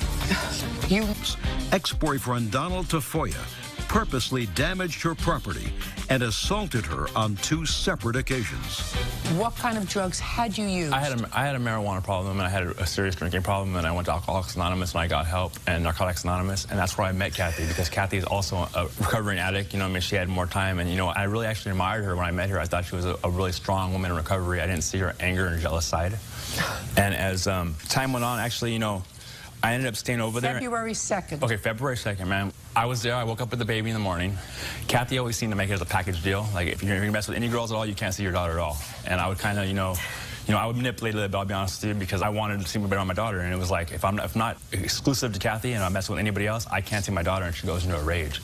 Anyways, I actually texted her because she has a cousin who's an active addict right now, and she lives at the house, right? And I actually... She lives at whose house? At the same house. It's actually her brother's house. Does she live at the house with the plaintiff? Yes. And she actually, you know, I smell marijuana. I texted her about that, and she... What did you say in the text? I said, I smell marijuana, and it kind of concerned me because my daughter was there, and I was really, really upset about the marijuana thing. Lying, Your Honor. My cousin doesn't even smoke cigarettes. She doesn't smoke marijuana. He was smoking the marijuana. My son does not smoke marijuana. Listen, you don't know any of that. You weren't home. He's the one that smelled like marijuana. My son didn't smell like marijuana. I don't believe you, Miss Martella. And he never texts me. My son texts me, Mom, you need to come home. My son did not text me. Miss Martella, I don't believe you. He was getting high the whole time. I didn't know this at the time, Your Honor. I did not know. He's the one. You want to tell me about your counterclaim? Yes, ma'am. On that same day, actually... Which day? On the 2nd. Actually, what happened was she ran outside. She's always one of the people like, get out of here, leave. And then when I'm trying to leave, she'll run out and chase the car and say, why are you leaving? You don't want to take care of your daughter. But she'll tell me to leave. This is a situation that has been going on the whole time. Just tell me what happened on the 2nd. Okay, she actually ran out. I have the evidence right here, is that she ran out and pulled the spark plug wires from under my truck. I have a lifted truck, right? It's very high, right? And if you reach under the wheel well, you could like pull the wires out. And she didn't want me to leave, and I seen her coming from underneath the truck, and she pulled the 3 wires out on this side. You didn't see her pull the wires out? I seen her under my truck. So on the very next day, which is on there 2-3, I took this to La Puente Auto Care, and they did a diagnostic, and it says right here, customer advised spark plug wires 1, 3, and 7 were hanging off, were not attached to the spark plugs. And muffler was also damaged by vehicle backfiring, and it was $500.02. You can see this picture right here. My house where I lived, it was really easy to walk inside my house. It was Glendora, California. It's a real safe community by Sierra Madre. The doors are open. That's the way we do it, you know, over there. It's a pretty trustworthy area. And she went in my room, and I found this on my mirror when I was out with Sarah. She wrote, "You're cruel and heartless. I hate you." Can I see it, please? And with this girl, Sarah, told me he was with one of his hiking buddies. And he was at the hospital. He said, come to my house. And he was crying. And so I went to his house, and I'm outside. I text him, and he's, oh, I'm at the hospital. And I said, well, we're here. We're outside. I thought you said you were done. My daughter started crying. I said, you know what? Your daughter's crying. I'm going to go in the house, and I'm going to change her. So I took her in the room. I changed her diaper. I texted him, you're heartless and cruel, and I left. I didn't write nothing on no mirror. I'm not no crazy woman like he's explaining. I did snap the one time when I smelled the marijuana. I did snap because my daughter was having heart surgery. I just couldn't imagine anybody doing that. He was the one that smelled like marijuana. When he was pulling me, when he punched me, I smelled marijuana on him, not on anybody else. And it's over. Listen to me. It's over. You had a child that you shouldn't have had. And it's going to be actually your responsibility and your burden if she has problems. I know from now on it Yours. will be. Have you ever had a paternity test? No. Is not an answer. No, ma'am. I suggest you do that. She was a very virtuous woman in my eyes, to tell you the truth. I never even questioned it because I don't think she sleeps around. I don't know. Yeah, you're right. I should never thought about it that way. I don't know. Judge Judy continues in a moment. Are you the victim of an assault? Go to judgejudy.com or call 1-888-800-JUDY. How often do you see your daughter? You know, it's like if I'm not getting along with her, I can't see her. So I have to really kiss. I have to kiss her, kind of like excuse my language. I have to kiss up to her really, really bad, or she won't let me see her at all. And then she said That is not true. And she says I'm not taking care of my responsibility You're such a liar. because I'm not there. But she said that if I'm not like really like all like on her, she won't let me see my daughter. Your Honor, I don't want anything to do with this man. We broke up in December. I found out on January 1st I was pregnant. I was common decency to tell him. I never call him. I don't go to his house. He shows up at my house. He shows up at my work and calls me crying, telling me he's gonna commit suicide. He doesn't come visit her. He doesn't want to visit her. And when he's there, he just looks at her sitting in the chair. He tells my daughter to shut up. Never, and I'm gonna get eaten. Never happened. No, you're lying. Never happened. He tells my daughter to shut up because he's an idiot. What kind of drugs had you used, Miss Martella? Meth, the same he used. When was the last time both of you were drug tested? I actually, because of the course going on, I go to a sober living house that I used to live at, and I pay them $6 a test, and I have them test me. Blood or urine? Urine. When was the last time either of you had blood tests? Never. Just when the baby was born. Oh, I had like 3 or 4 done. That's how they found out that she was going to have Down syndrome. It was through my blood test. Amnio, same thing. No, it wasn't the amnio. Oh. It was not the amnio. He doesn't even know. Miss Martella, I suggest that if you are not currently under some sort of psychiatric care, you get yourself there. Agreed. You get yourself there. Okay.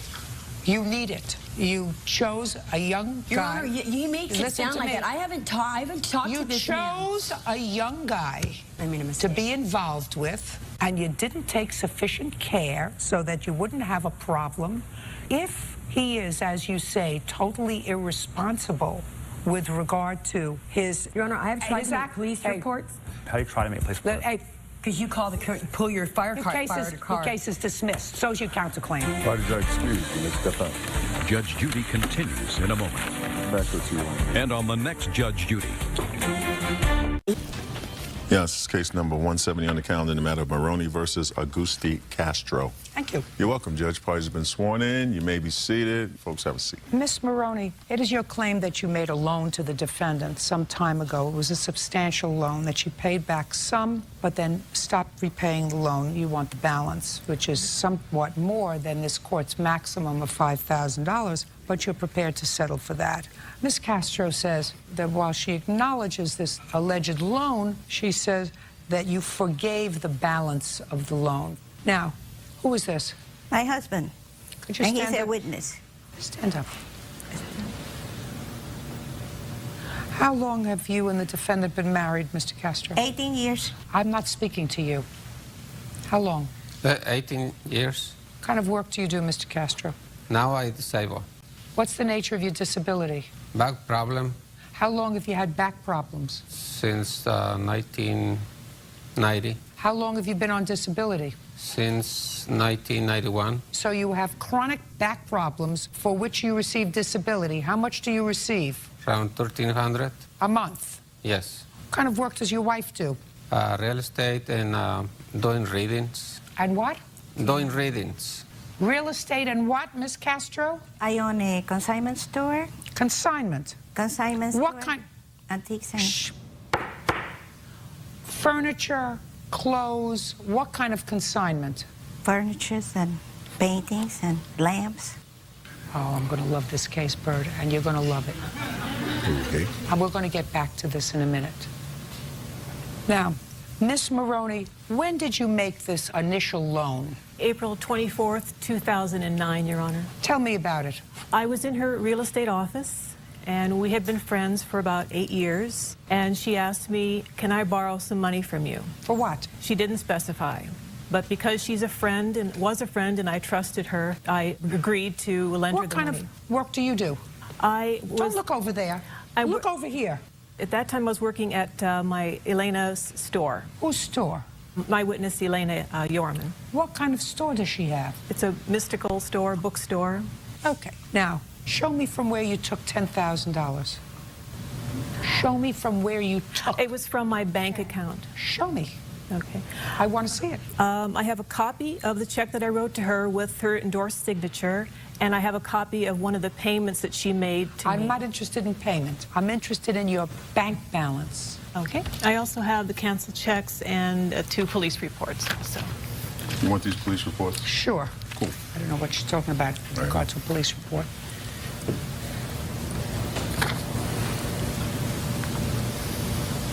Now, according to you, you paid her back some money, right? I was making payments monthly. From where? From my money. Check or cash? I gave her checks. Do you have those checks? No, I didn't bring them. Where did you think you were coming today? To the beach? Well, I what? should have thought about it. Now, I read your answer. Really interesting. Yeah. Miss Castro Bird says that when her husband with a disability went to deliver furniture from her store to Miss Maroney, they messed around a little bit. And because of that, she stopped paying the loan.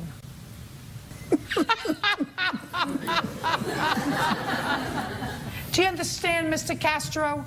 No. What I'm suggesting to you, sir, is let's go back a little bit. Okay. You say that something happened when you were delivering furniture to Miss Maroney, right? Yes. Happens all the time when I deliver the furniture. When you delivered furniture? Most of the time. She when says you something delivered all the furniture.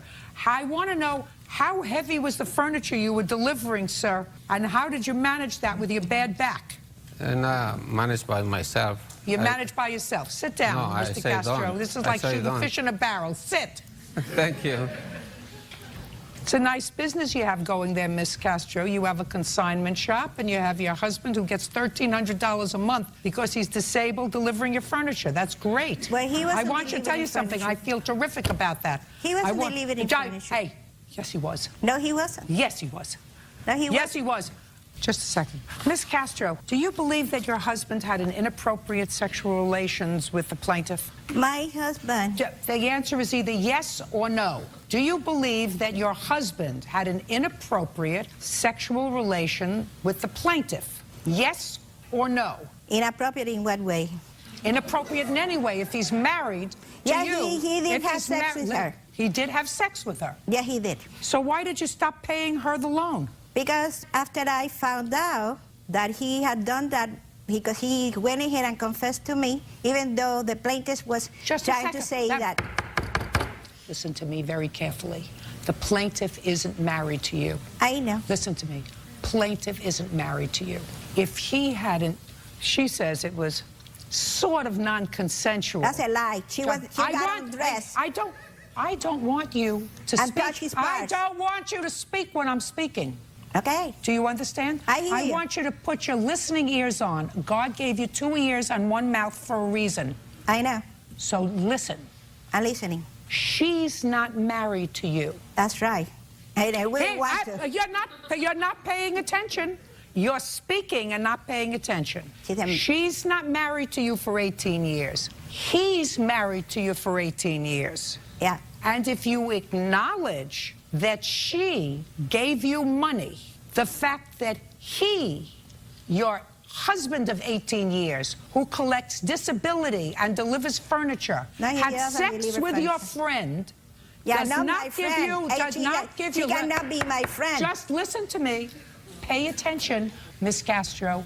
Does not give you license not to repay her the money. But she told me not to pay her. Just a second.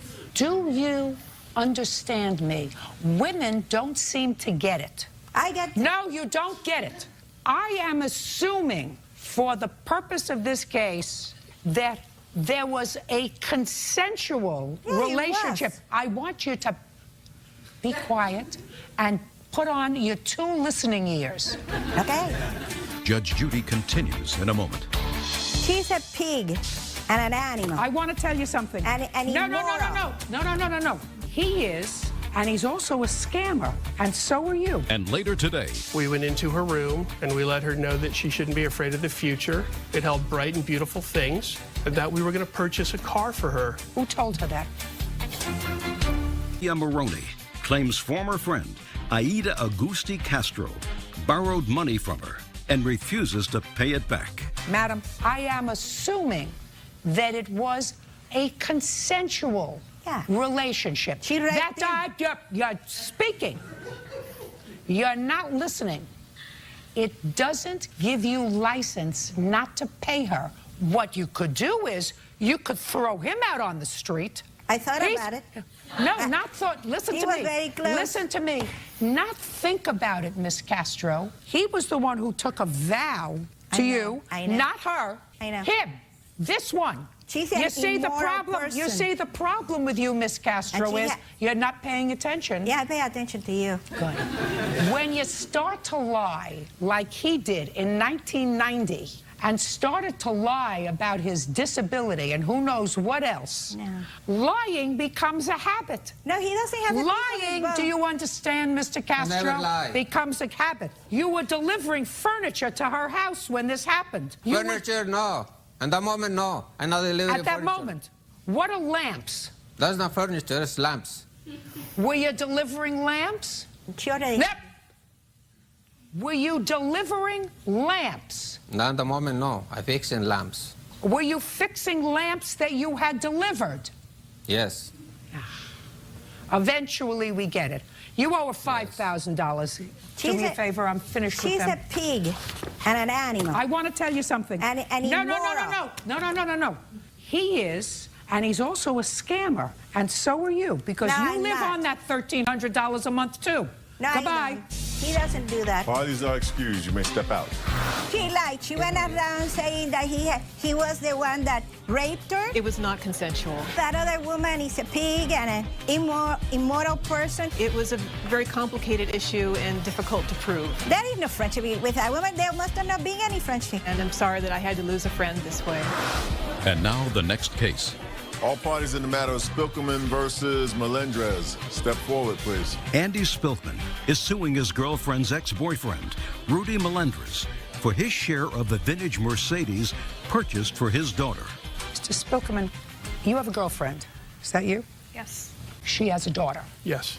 And you and your girlfriend have lived together for about, according to you, 10 years? Yes, ma'am. And her daughter was graduating from high school? Yes. This is her daughter's father? Yes. According to you, you made an agreement with Mr. Melendrez that he would pay half for a car for his daughter. You would pay the other half as a high school graduation gift. Yes. That's what you're suing for. Yes. He denies there was that agreement. So I have a few questions. What's the child's name? The child is Monique. Tell me when you spoke to him about purchasing a car for Monique. I don't recall the exact date, Your Honor. It was sometime in June. Where were you? If you don't recall the exact date, what location were you at? I had asked Desiree to call Rudy to our home. Our daughter Monique was having a bit of uncertainty. No. Her daughter. Her daughter Monique was a little bit... His daughter. His daughter. Their daughter was uncertain about her future. We called him over. He and I had a conversation outside of the home about what we were going to say to her. You stepped outside? Yes. What kind of problem did she have as a high school graduate about her future? She was scared about the future. Well, what plans had she made after high school? It was hitting her a little hard. She hadn't really made any plans yet. We knew she was going to go to college. Well, she can't go to college in June of '09 if she's graduating in June of '09. Exactly. And she hadn't applied to college. She had to do a lot to get through high school, and she pulled it off. Okay, fine. So you had a conversation with him outside, and is that when the discussion of the car came up? Yes. Tell me what you said to him and what he said to you. I just recall that we discussed getting her a car, and then we went into her room, and all three of us talked with her, and we let her know that she shouldn't be afraid of the future. It held bright and beautiful things, and that we were going to purchase a car for her, her father and I. Who told her that? We both did. Tell me how that came about. You walked into her room. We walked into her room. She was in her bed. She was feeling a bit down. That's why we had called him over. I understand that. I want to know how those words came out of both your mouths at the same time, that we're going to purchase you a car. I just recall telling her that you're going to graduate, you're going to turn 18, you're going to go to college, we're going to purchase a car for you, and life is going to be good. And that's what you told her? Yes. Fine. Judge Judy continues in a moment. Your problem is you cut him out of the present process. And if you don't see that, I'm prepared to tell you that you did. I don't you say, hey, okay. Pay attention. Real cases, real people. Judge Judy. Andy Spilkman says his girlfriend's ex, Rudy Melendrez, owes for half the cost of a vintage Mercedes purchased for his daughter. Rudy says Andy didn't consult him, so he's not paying. And then what happened? And then a car was purchased. When? In August. August of '09? Yes. Tell me how that came about. Monique decided she would like a vintage Mercedes-Benz. I located one. The three of us went to look at it. Who's three? Monique, Desiree, and I. Go ahead. She liked the car. We went back. Maybe it was a week later. Who did? Monique and Desiree and I. Okay. Now, you went back a week later and? We purchased the car. Now, between the time you looked at it with Monique and the week that you went back to purchase it, did you have a conversation with Mr. Melendrez? I did not. Well, you I'm asking about. You no, I did not. And you went back and you purchased it. The three of you purchased it. Yes, ma'am. And when did you have a conversation with Mr. Melendrez? I don't recall. I have a text message that he sent to Desiree in August after we told him we'd purchased the car. No, I don't want to hear we told him. When did you tell him that you had purchased the car? I never personally told him. He and I never really communicated. All communication with him was through Desiree or Monique. Well, that's impossible, sir, because if you wish to establish a verbal contract, since you don't have a contract with Mr. Melendrez in writing, then you had to have had a conversation with him. Well, the one we had at the home in June, in person and in her room with her. So what you're telling me, sir, is that's the extent of your conversation with him in June of '09. Yes. So let us assume it was your understanding that Mr. Melendrez was going to pay for half of the car. It was. I'm not necessarily finding that that was a contract, but let us assume that was your understanding. Let me tell you what your problem is, Mr. Spiegelman. Your problem is you cut him out of the present process. And if you don't see that, I'm prepared to tell you that you did. I don't you say, believe I hey, did. Okay. Pay attention. You may not like my answer, but you cut him out of the present process. You spoke to his daughter about what kind of car she wanted. You found the car for her to look at. Instead of calling her father and saying, listen, we're going to buy this car together. Let's go take a look at it together as a family because you're going to pay for half. You totally excluded him. You went down, saw the car, and liked it. Well, then you had an opportunity to call him and say to him, you know, we saw a car that we liked. Let's go down and look at it together. Your Honor, yes. Those communications, now I couldn't bring her with because she didn't want to be here. Listen to me, then it didn't happen. Okay. If I don't hear it, it didn't happen. You cut him out of the present process with his daughter, and you shouldn't have done that. You understand that? Or you don't? I understand what you're saying, but there are a lot of other circumstances. There may have been. I have email communication with Mr. Melendrez. Go ahead. Where when I asked him when he was going to pay me for his half of the car, not to mention the text message proof I have where he states he'll make payments for the car. Let me see. Why would he do that? Let me see. If there was never an agreed school too? Well, that's good. Yeah, so he knew a car was second. coming. You took the present process away from him, Mr. I don't Spiegelman. believe I did, Your Honor. Well, I don't care what you believe. That's why you're here. Judge Judy continues in a moment. Want justice?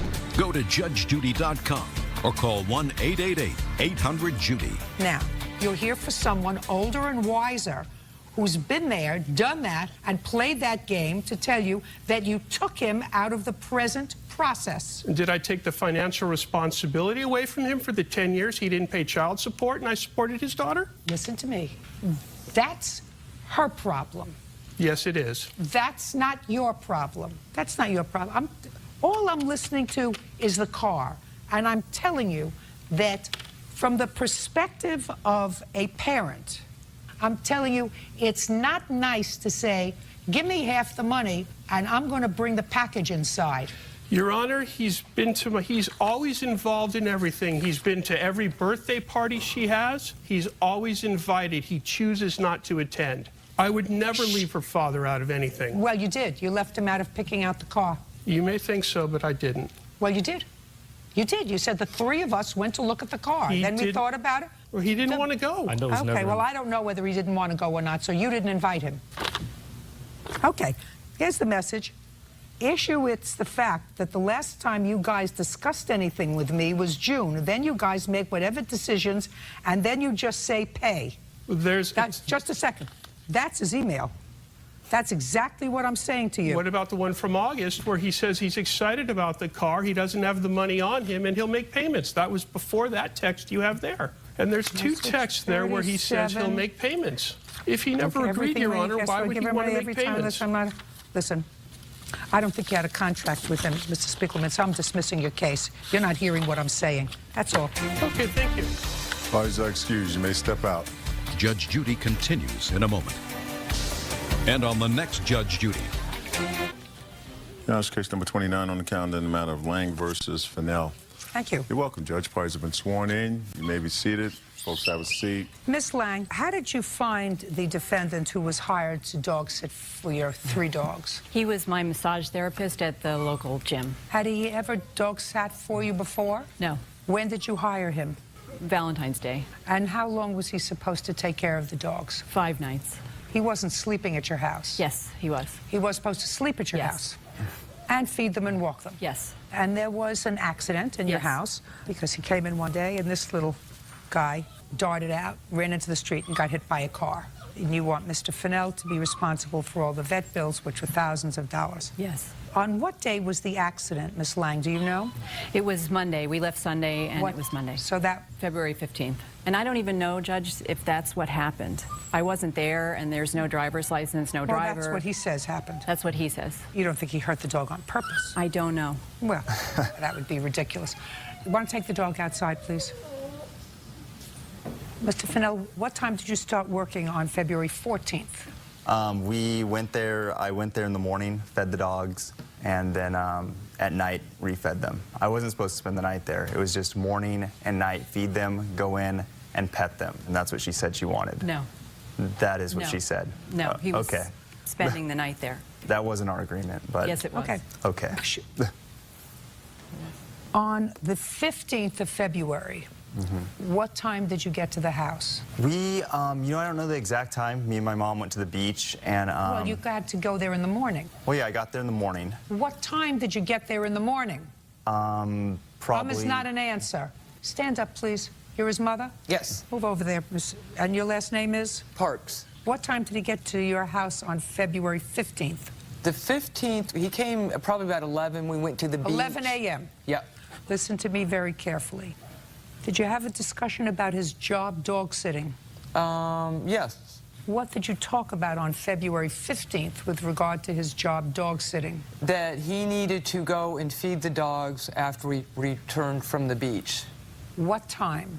Probably about 3, 4 o'clock, somewhere in there. And after he fed the dogs, where were you going? Back to my house, and he was going to have dinner at my house. What time had you fed the dogs, Mr. Fennell, that morning? Probably 9 or 10, somewhere in there.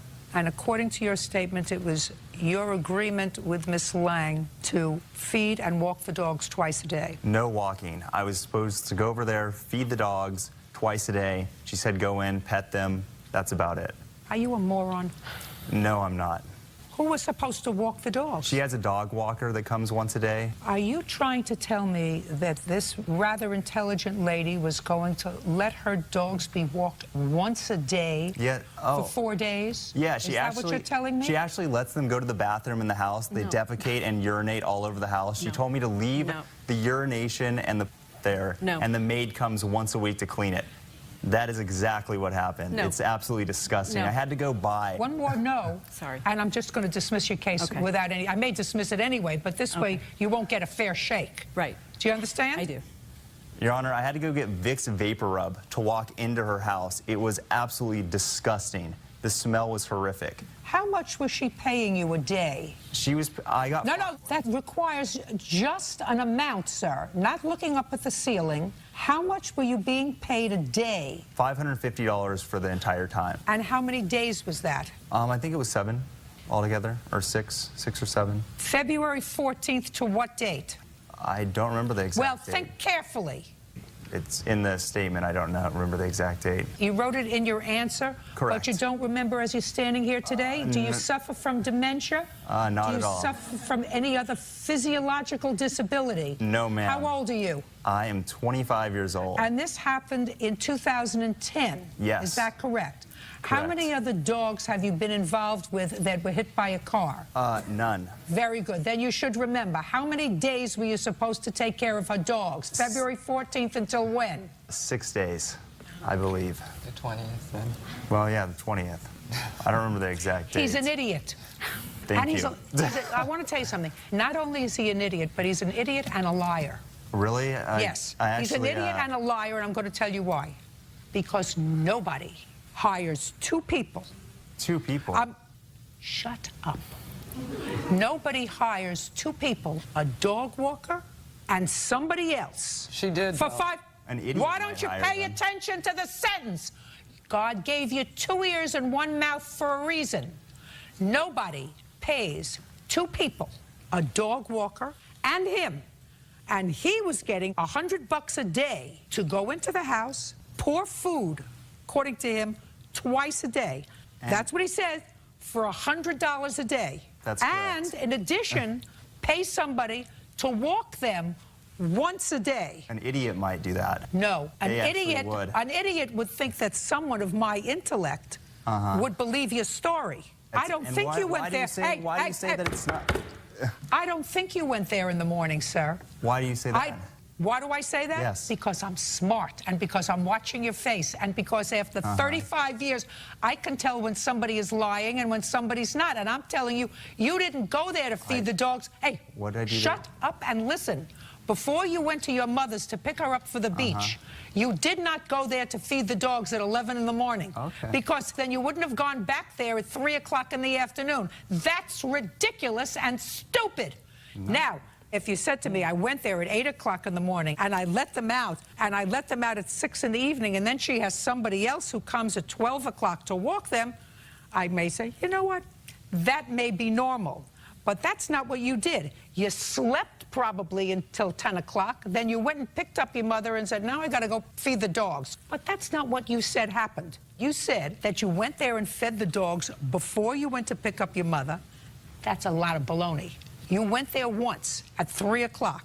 I went there twice. I don't believe you. How's that? That's fine. And I don't believe your story. That doesn't mean you're necessarily responsible for what happened to the dogs. It just means you're an irresponsible idiot. But so is she. Judge Judy continues in a moment. My children could at least tell me if somebody was doing something wrong to them. Your dogs can't tell you. This idiot only showed up once every 2 days to feed me. And later today, She couldn't afford to pay you because Rocky wasn't back to work yet. There were prospects of him going I back don't to care work. prospects. Okay. I had prospects when I was 17 of being 5'4". It never panned out for me. line claims pet sitter Taylor Fennell is responsible for her dog getting hit by a car. Now, a massage therapist who has no experience with her dog should not be responsible for 3 dogs over 5 days. First, you see whether or not you're a responsible person. You try you out for a while. I have 2 dogs. I put people who take care of my dogs through the ringer, more than I did for my children, because my children could at least tell me if somebody was doing something wrong to them. Your dogs can't. Your dogs can't tell you. This idiot only showed up once every 2 days to feed me and never took me out. Your dogs can't tell you that, but that's her responsibility. And ultimately, she's going to be responsible because you're not responsible for the accident that happened with her dog. Thank you. You're still an idiot. You're an idiot. Dean's List at LMU, I wouldn't call myself an idiot. You are an idiot. Your opinion, that's fine. That's my opinion. That's the only one that counts here. You didn't take good care of your children like a good mother. You left your children with somebody irresponsible. You didn't vet the person that you were leaving your children with. Right, You but left. we knew each other. I don't care whether you For knew over a whether you year. know each other. And he was You supposed made to no sleep Dr. there. Kevorkian, and you wouldn't leave him with your sick relative. And in all honesty, it was my first experience with house sitting, and I called on someone that I trusted. Listen to me very carefully.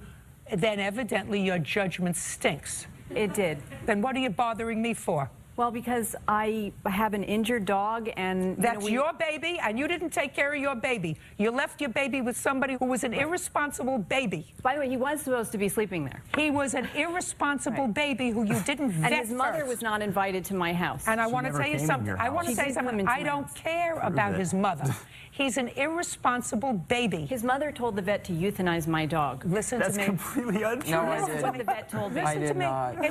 She was there. Hey, That's your case is ridiculous. dismissed because you can't shut up. Sorry. I was going to allow you to speak, but you can't interrupt me, and you can't tell me what the vet told you, because that's hearsay, and this case has really nothing to do with his mother, only so that I can get some information from him, so I was satisfied that her kid is full of baloney. Right. Still doesn't alter the fact that he's not responsible for your children's medical bills. You are. Unless you can establish to my satisfaction that he did something purposefully to the dog, which you can't because you don't know how it happened. I don't. He says he opened the dog ran out, and the dog got hit by a car. But we don't know. I don't know, and quite frankly, I don't care. The only injured person here is your dog, and your dog was injured because you did not vet the care provider good enough, and you allowed someone who was irresponsible to take care of your children. But he's laughing. You should have seen that before. That's your business. I did not see this side of him, honestly. Well, what do you want from me?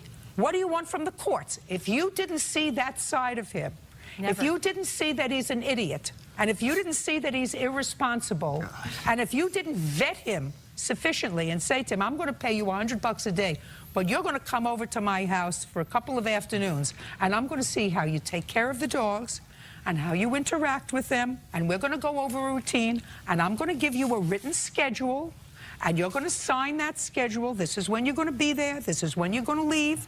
This is when you're going to take them out. This is when you're going to feed them. And unless you choose to take care of, show me the paper. No, we didn't sign anything, but Goodbye, that's Miss Lang. Take care of your own babies. Parties are excused. You may step out.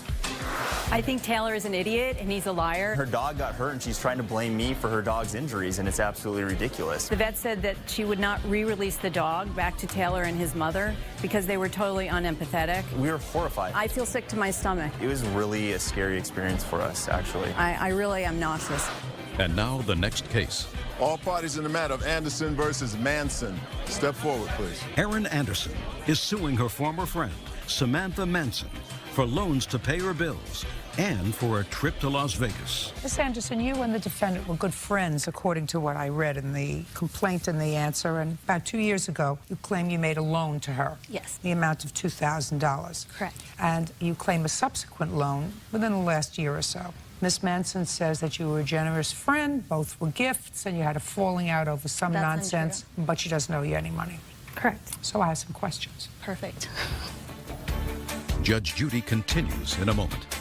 There are certain truisms that you try to teach to your own children. Right. And one of them is, if you lend a friend money, you lose your money and you lose your friend. Real cases, real people. Judge Judy. Erin Anderson says former friend Samantha Manson owes for 2 separate loans. Now, tell me the circumstances surrounding this first loan. First, when was it? It was October 20th, 2008. Did you give her money by check or cash? Check, and I have a copy of the check as well. I'd like to see it. Sure.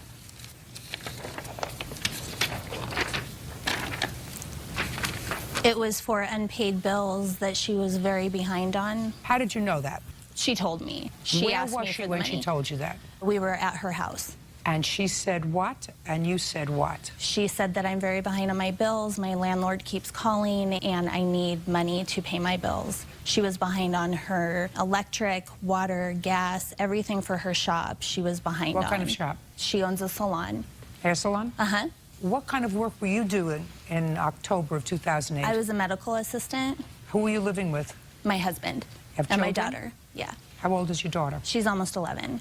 And both you and your husband work? Yes. And you have a hair salon? I do. And who do you live with? My husband. And what does he do? He is working now. Not at this time. He was not. In 2008, he was not? No. October. What kind of work does he do? Mill work. When was the last time he worked in 2008? Maybe January. So at that point, you were supporting the family on your income from the salon. Yes. But now he's working. Yes. So now you have two incomes. We do. When did he go back to work? He went back to work last February. Tell me how it came about that she gave you the money in October of 2008. I had asked her to come over and help me do a budget. At that time, my husband was not working. I was the only income and I wasn't doing very well. She, however, is really good with money. So I asked her to please help me figure out a way to get everything paid but still be able to live. Okay, cool. We were best friends. So she came over, we talked about it, we had a great, great afternoon. She said to me, I'm gonna help you. I'm gonna give you some money. And I said, Erin, that is not why I asked you over here. I can't take it because That's you not know. true, Your Honor. Shh. We'll get back to you. Go ahead. Because you know I cannot pay you back. Obviously, looking at my budget, there was no Well, you way. certainly couldn't pay her back then, Miss Manson. Right. But I assumed that you had hopes of your husband starting to work. Absolutely. So that you would once again be in a position to take care of your bills, take care of your responsibilities, and somehow start to pay her back money that she gave you when you needed it, when you were in a pinch. Right. Right. That's what friends do. Right. They help you out if you're in a pinch, but with the expectation that when you're not in a pinch anymore, you pay back the money. Go ahead. I did her hair for free and her daughter's for 3.5 years. I didn't charge her. She did not for 3.5 years. Starting when? The I mean, you told me you were best friends. So Yeah. best friends would ordinarily take care of each other's hair. But starting when did you start to take care of her hair and her daughter's hair free? Thursday, September of 08 is when I started documenting. September of 08 is when I is when you started to document it. Well, that's interesting because that would have meant that you anticipated this gift a month before you got the money. Do you understand what I mean? I do. Good.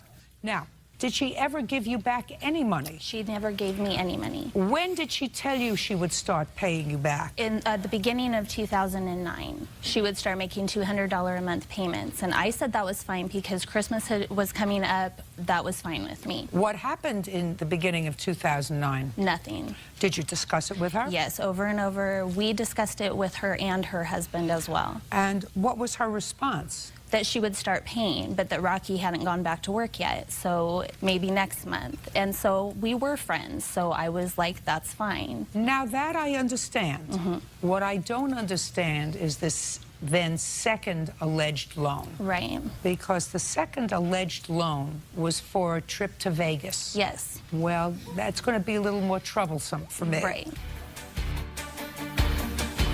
Judge Judy continues in a moment. Want justice?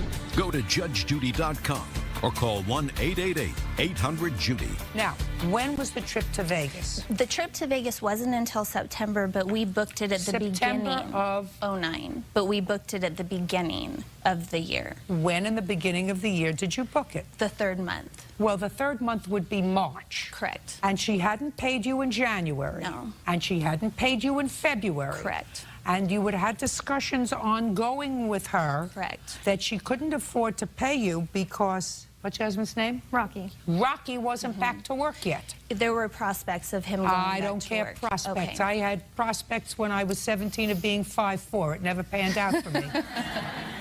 So January and February, you did not get any money, and then you all decided to take a vacation. Correct. And you fronted the money for the vacation. Correct. Well, that was bad judgment on your part. Correct. Very. Because there are certain truisms that you try to teach to your own children. Right. And one of them is don't throw good money after bad. I know. And the second thing that you learn over the years is if you lend a friend money, you lose your money and you lose your friend. Right.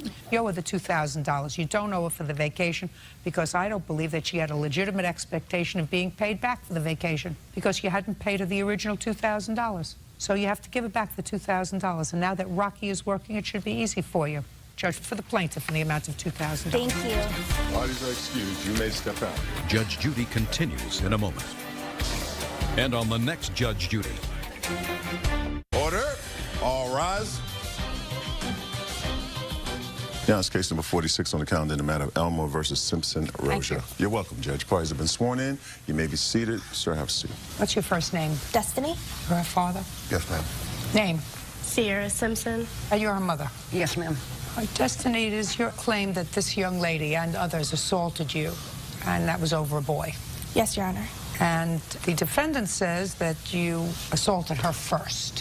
Who was this? That's my brother. He was present? Yes. Okay, so we're going to start with you. What's the name of the boy? David. You were dating David? I was pregnant with his baby. How old are you? 16. That's great. How do you support yourself? I work. Full-time? No, I go to school. So what were you doing having a baby? It was a mistake. And what did David do for a living? Nothing. What'd you have to say about that when your daughter told you she was pregnant? No, I just dealt with it. Not much I could say. Took her to see Dave, told him about it, and went from there. And then what happened, Miss Rosia? There's been nothing done about it. He has not contacted her, no paternity, nothing. Well, what about her? She stays at home, she works, and she's finishing school, and she takes care of the baby. Were there other possibilities as potential fathers? There is one more. Has he had a paternity test? They're in the process of doing that. But not with Dave? We've tried to get Dave to do a paternity, and he won't return calls. All you have to do is go to court. How old is he? 19, I believe. So, as far as you know, it could have been either one of these two people. And how old is your baby? 2 months. When did this incident happen, Miss Elmore? August 15th, 2009. Tell me what happened. I was receiving threatening phone calls for amount of days. From whom? Sierra and a couple of her friends. What were you calling her for? I was calling to get a hold of Dave because when I was pregnant, my sack that the baby was in had a hole in it.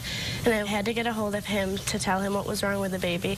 And she told me he wanted nothing to do with me or the baby and that she was going to kill me. Why didn't you call David his house?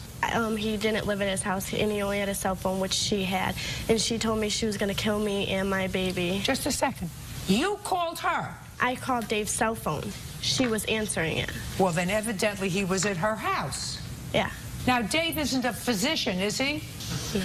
So he couldn't help you with anything with regard to what was physically wrong with this baby? No, I just wanted to let him know. Great. Okay, so you were receiving phone calls from her for a while? Yes, because David got his cell phone number changed because she wouldn't stop calling him. And when he did, she didn't have it anymore, so she had my cell phone number and she started to call my cell phone. I actually have audio. You have a recording of her calling you? Yes. I'd like to hear it. I'll take it up here. It's easier for me to hear it up here. Your Honor, this is her threatening to come kill her. And so I'm not even playing. If you do not tell me where my baby's father is, I'm going to kill you.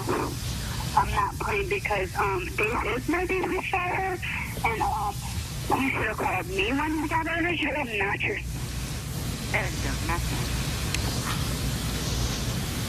What did you go over there for? To find Dave to talk to him about my baby. Who did you go with? My sister and my friend.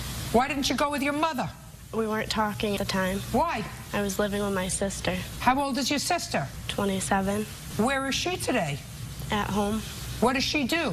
She's a stay-at-home mom. How many children does she have? 2. How old are they? 3 and 4. Who else lives in her house? Her fiance, but he's in the Army. Her fiance?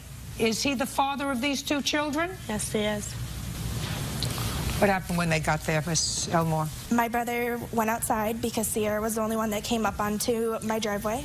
Your complaint says that somebody called first. Who called first? His name is Kevin. Who's Kevin? My friend's boyfriend. What's your friend's name? Karina. So you weren't just there with your sister. You came with a boy. Couple boys, Your Honor. And what does this boy Kevin do? I walked up to the door. What does he do? I don't think he has a job. So he does nothing? No. How tall is he? I do not know. Well, is he as tall as this gentleman? Yes. So he's a big boy? Yes, ma'am. So you had Kevin call, and then you went over with a couple of your friends, including Kevin? I didn't know Kevin called. So you just went there? Yes. Go.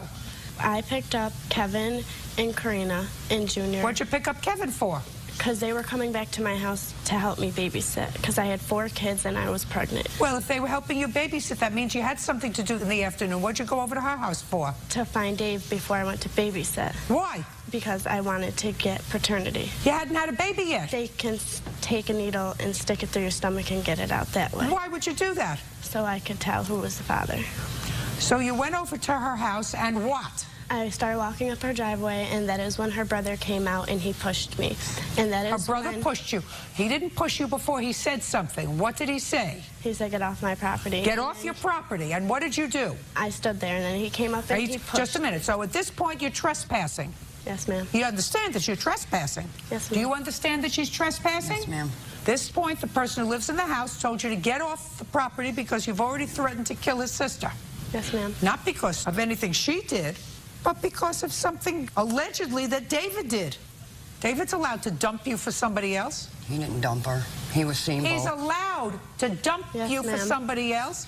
And you're 16 years old. He's allowed to have a lot of girlfriends. And you're supposed to take care so that you don't become pregnant. So you were trespassing and her brother pushed you. And then what happened? And then that's when Kevin and Jean got out the car and started fighting him, and Destiny came out and we started going back and forth, and then we started fighting.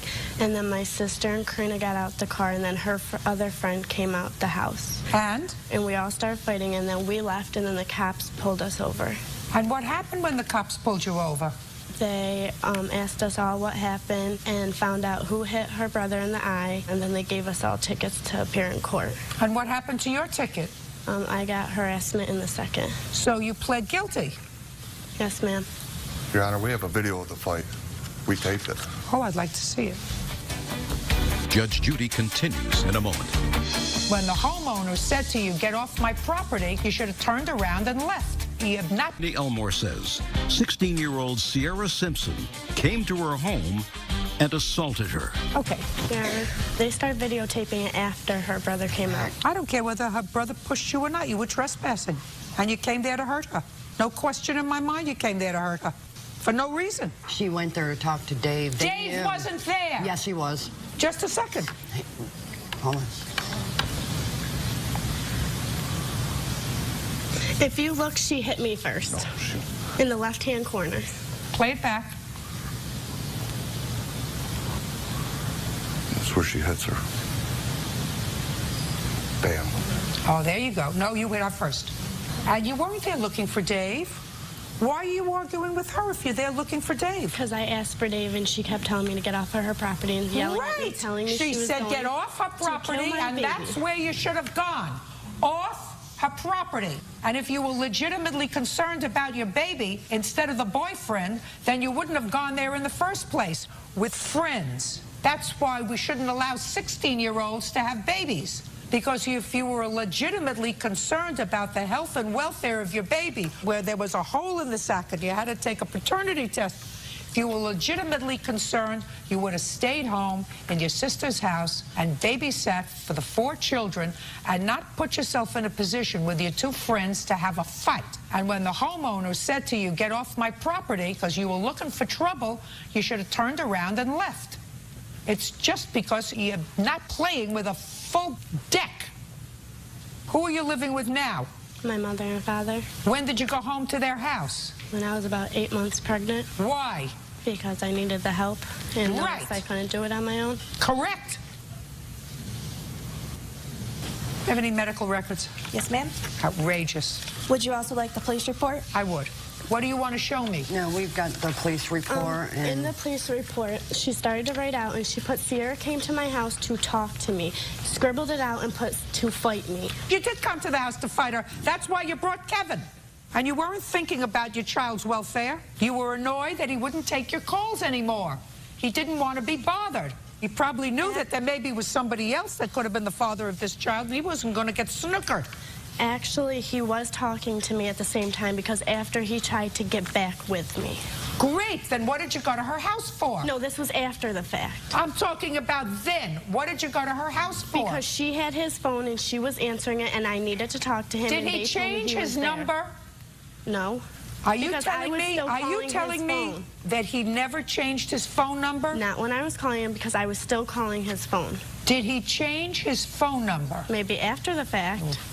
Do me a favor. You make sure she takes the pill in front of you every morning.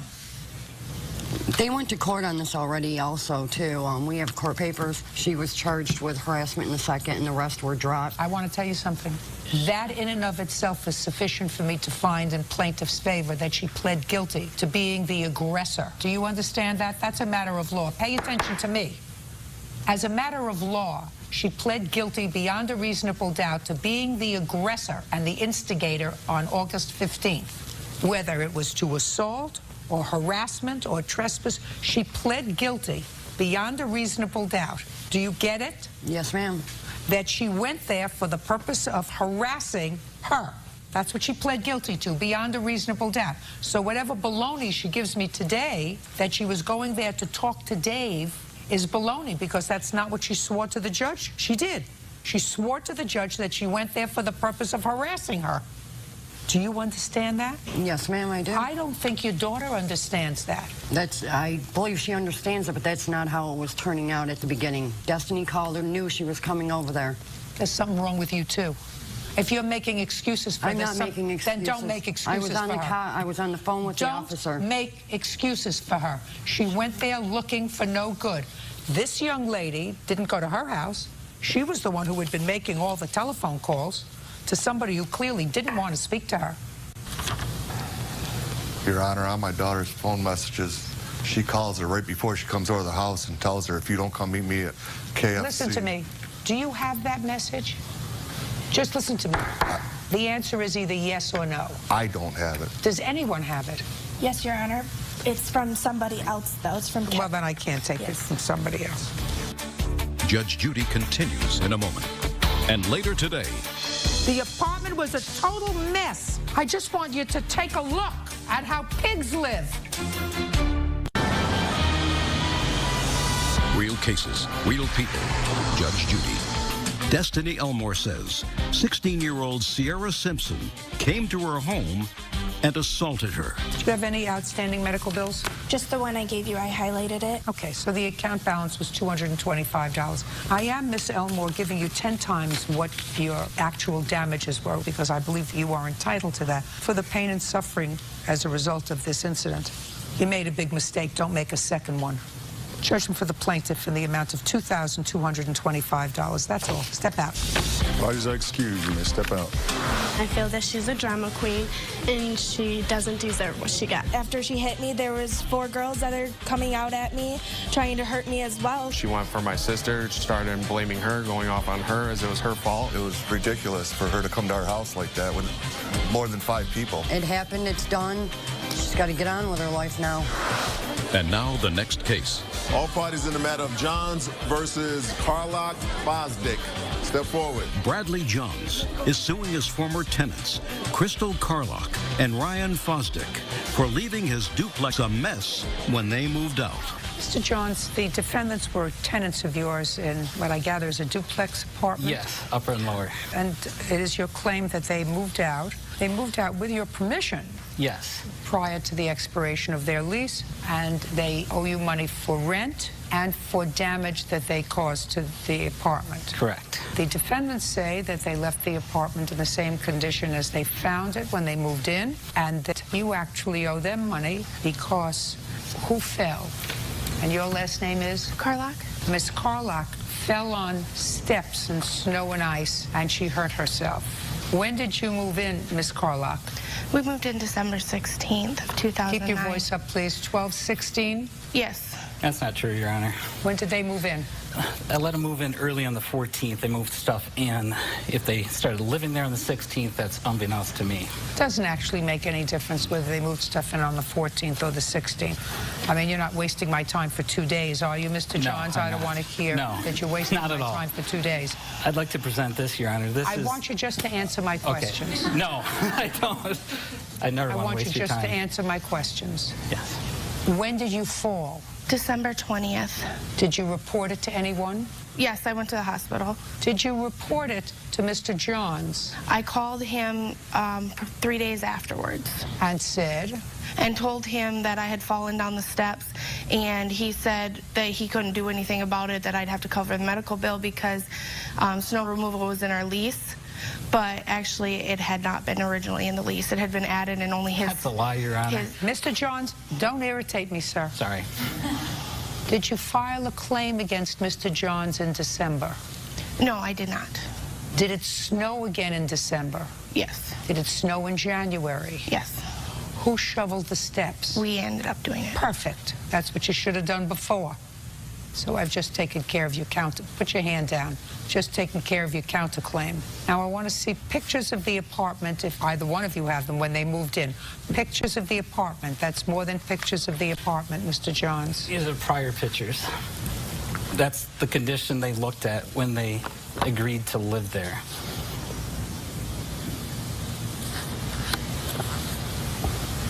Okay. Now, what damage do you claim they did to the apartment? They trashed the place. Well, I'd like to see it, please. There's big copies and small copies, Your Honor. I'd like to see them. They left 22 bags of huge garbage scattered throughout the place. They lived there for 60 days. The downstairs tenant claims they never took the garbage out. Don't tell me what anybody claimed. When they moved out, they left. Sorry.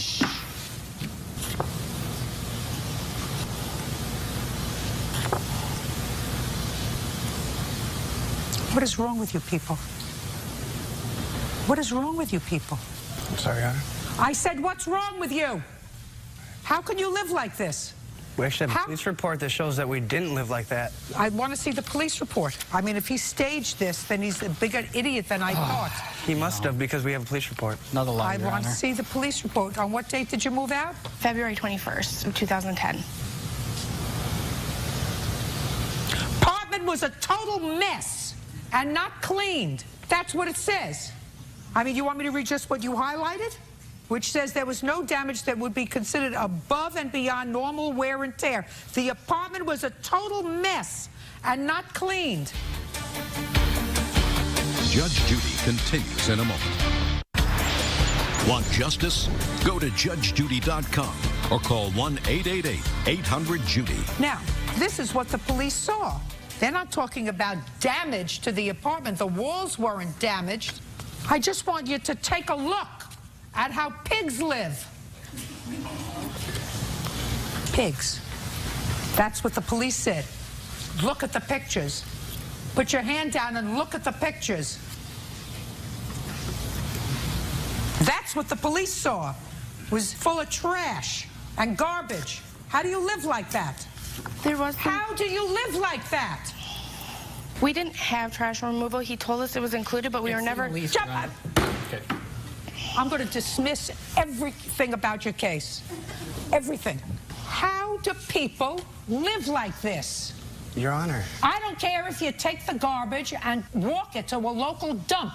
How do you live like pigs? There were many times we did take it to somewhere to get rid of Your a lot of it. counterclaim's dismissed. Your claim is granted. You're not supposed to have to clean up after pigs. You're suing for $1,700? You deserve $1,700 for having to walk in and smell this. You want to act like a grown-up and live in an apartment and live on somebody else's property? Don't behave like pigs. Goodbye. Parties are excused. You may step out. Judge Judy continues in a moment. Yes, case number 17 on the calendar in the matter of Smith versus Hall. Thank you. You're welcome, Judge. Parties have been sworn in. You may be seated. Gentlemen, have a seat. How old are you, Mr. Smith? 26, ma'am. And you're 18? Yes.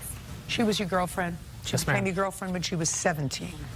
You're no longer involved. You claim she owes you the balance of a loan that she made for a car.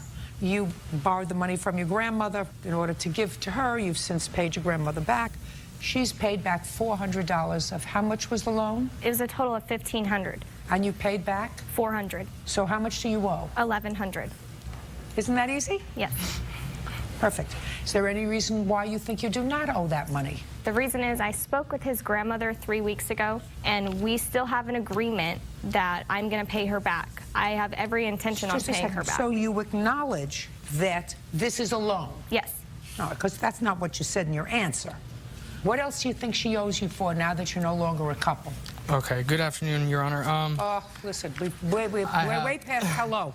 Okay, I understand. We moved in together. The relationship was really good. We moved in 410. We're past hello. Okay. What else do you think she owes you for? $1,000 in back rent, ma'am. Now I'll ask you questions. Okay. How much is the rent on the apartment where the two of you were living? It was a house. It was $1,100 a month. And how old was she when you moved in with her? She was 17. So she can't make a contract with you to pay rent? I have her on the lease as I don't an care extra whether you source have of her income. on the lease as your mother, your grandmother, your favorite aunt, or anybody else. She cannot make a contract when she's 17. Okay, I understood. I have her name written down on here when she was 17, saying she was an occupant in the house. That she was an occupant. Extra source of income to the house. The agreement. That's all wonderful. Okay. She can't make a contract when she's 17. She cannot enter into a binding contract when she's 17 years old. I have her signature on here and everything stating. As an occupant? As an occupant, yes. Got it.